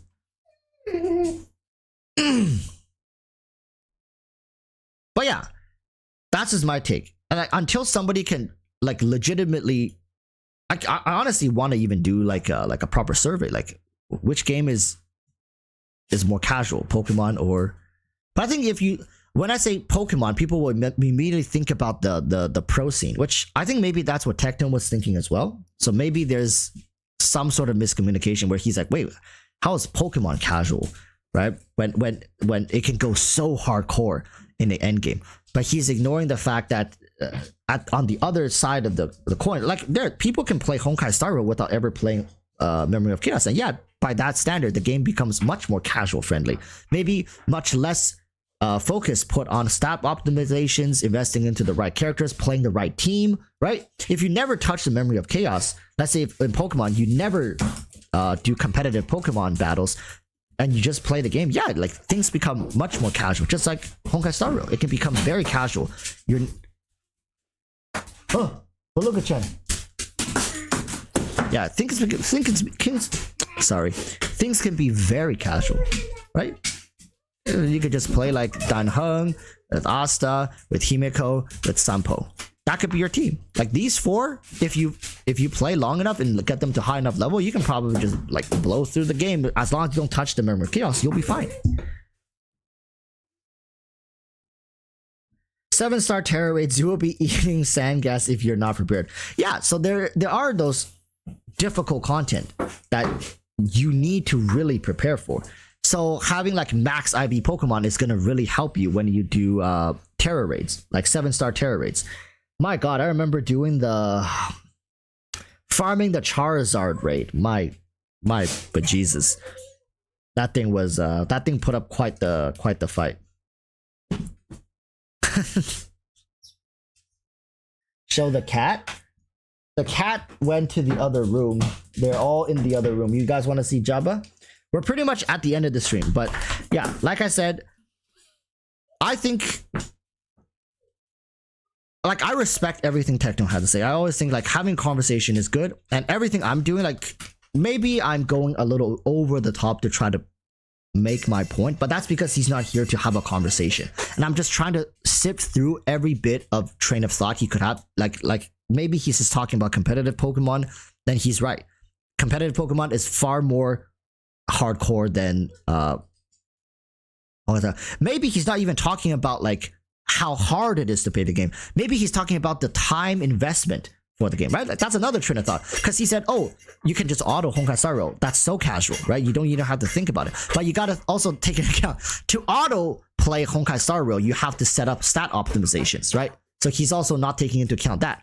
Whereas Pokemon, yes, you have to sit there and actually play and grind Pokemon, which to some people is boring to grind Pokemon levels or like a breed Pokemon, right? But in Honkai Star Rail, it's a very arduous process to farm up your relic system, optimize them for different characters, synergize different characters in one team, and level up all their levels, all their light cones, all their talents, right? And whatnot, and then finally have a functioning team to go auto the game with. So it's just, you guys know this, like it's never as black and white as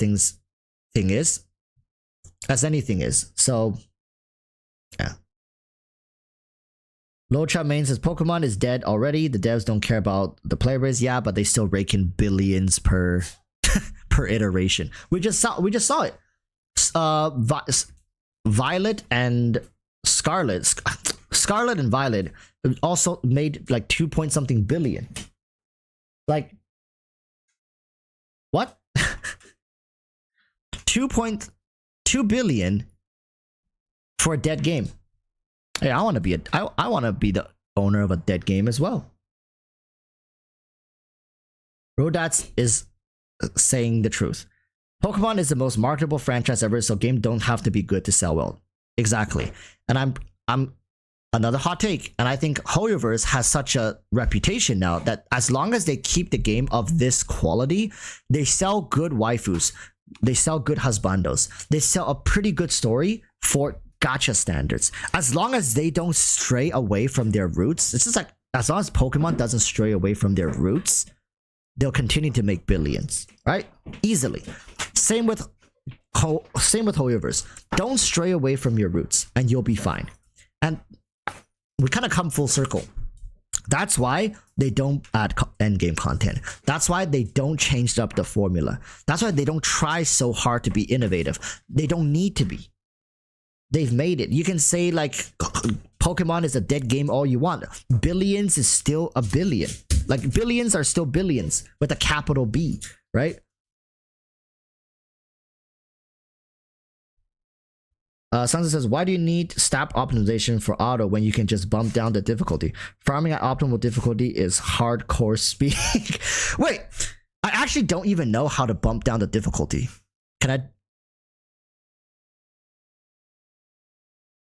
Can you do it in this game? Wait, actually, because I know Genshin you could do it, although I've never done it.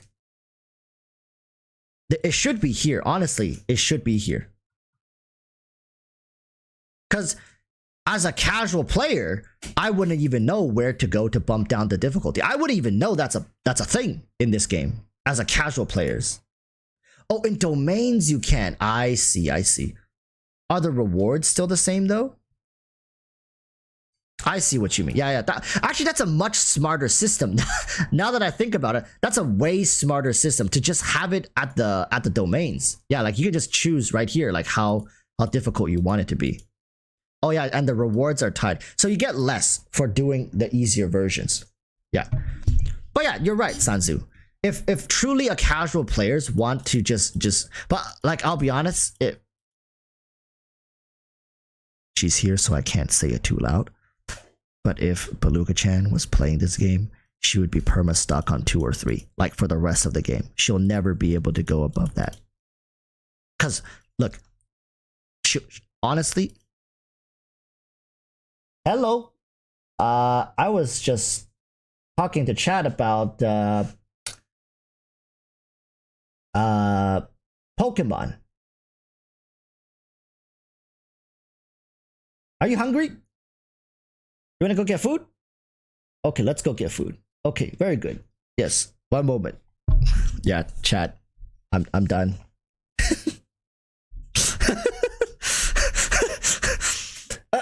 Yeah, perma 2-3. You guys know what I mean. Perma 2-3. Like this never till the end of the server. This won't happen. Guaranteed. It'll be perma these two. Which, like, I mean, you can argue, yeah, like, you can still play the game. But it's like, you know. Just saying, the Hu Tao never made it past floor 4. Level 70 Hu Tao. Stuck on floor 4. For 2 months. Just saying. With Zhao. So Zhao and Hu Tao teams were stuck on floor 4 of the Abyss. Just saying. Level 70, both of them. And level 90 Kaching. Stuck on floor 4. You guys have... Most of you guys probably have never interacted with a true casual player that I had the pleasure of guiding through the game. On mobile, 99, no. Oh no, actually pretty good mobile. And also got to play on the PC, but PC was even worse.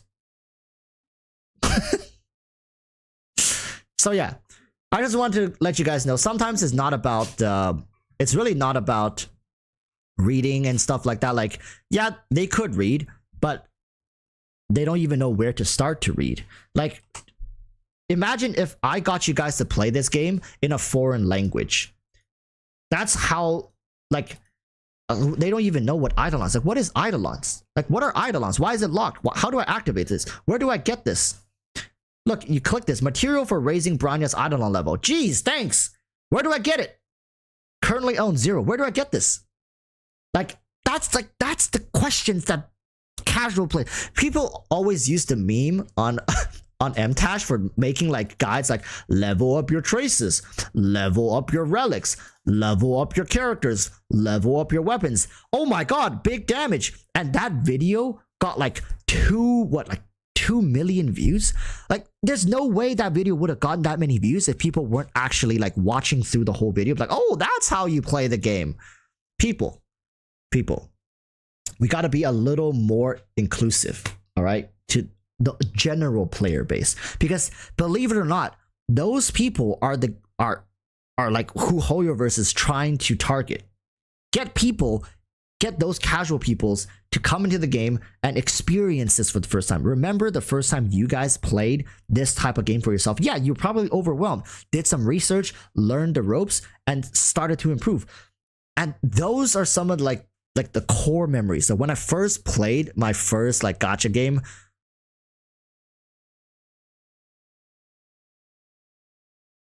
oh fuck, I remember I spent like my entire month's paycheck on that game. But regardless of the mistakes we've made in the past, we have to relish on our accomplishment, the good decisions we made.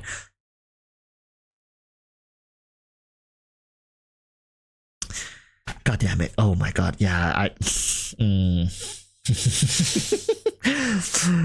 Oh, now that I talk about my first gacha game, I'm unlocking some core memories.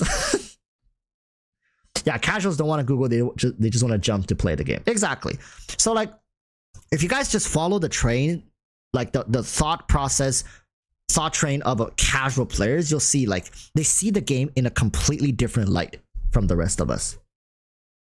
Imagine pulling C1 Venti. I went to C4, my guy. But yeah, thank you guys so much for watching. Again, this one was 7. It's a 4-hour live stream. My god, I've been talking non-stop for 4 hours. A lot of people like meme on me as well. Be like, Walrus, sometimes you need to stop talking. Gotcha, chat. And I like, this should just be proof to you that when I say I can talk about this game, I can talk about Genshin, I can talk about Honkai, I can never shut up about these games. As long as I'm interested, I can talk forever. As long as my throat, right, can still handle it, I can talk about this stuff forever. But yeah, I gotta let you guys go. Beluga-chan is giving me the look. Yes, blame Beluga-chan. I'll see you guys in the next one. We're gonna be watching the 3.8 live stream. Actually, they have a very interesting banner for the 3.8 live stream, Genshin live stream.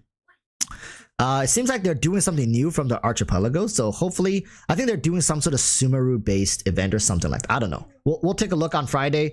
Hopefully, though, fingers crossed for Fontaine teaser at the end. Like, I don't know what the hell it was, like the swimming thing, and then they just cut it out very abruptly. I was hoping they fade it out, but I guess the editor forgot to add the fade to black at the end. So, fingers crossed for some Fontaine tease. I want to see something. All right. Thank you guys so much.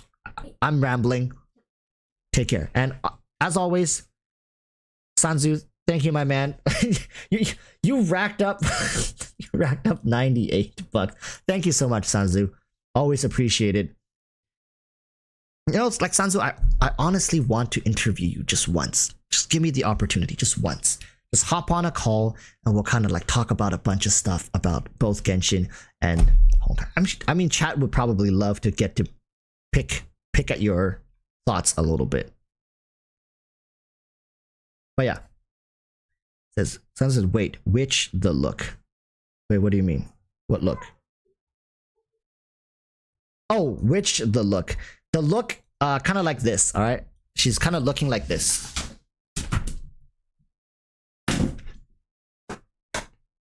Kind of like that. Ah, exactly like that. like a gremlin. Okay, I'm gonna go maybe eat some sweets. Let's eat ice cream. Oh, ice cream. Wow. Bye bye.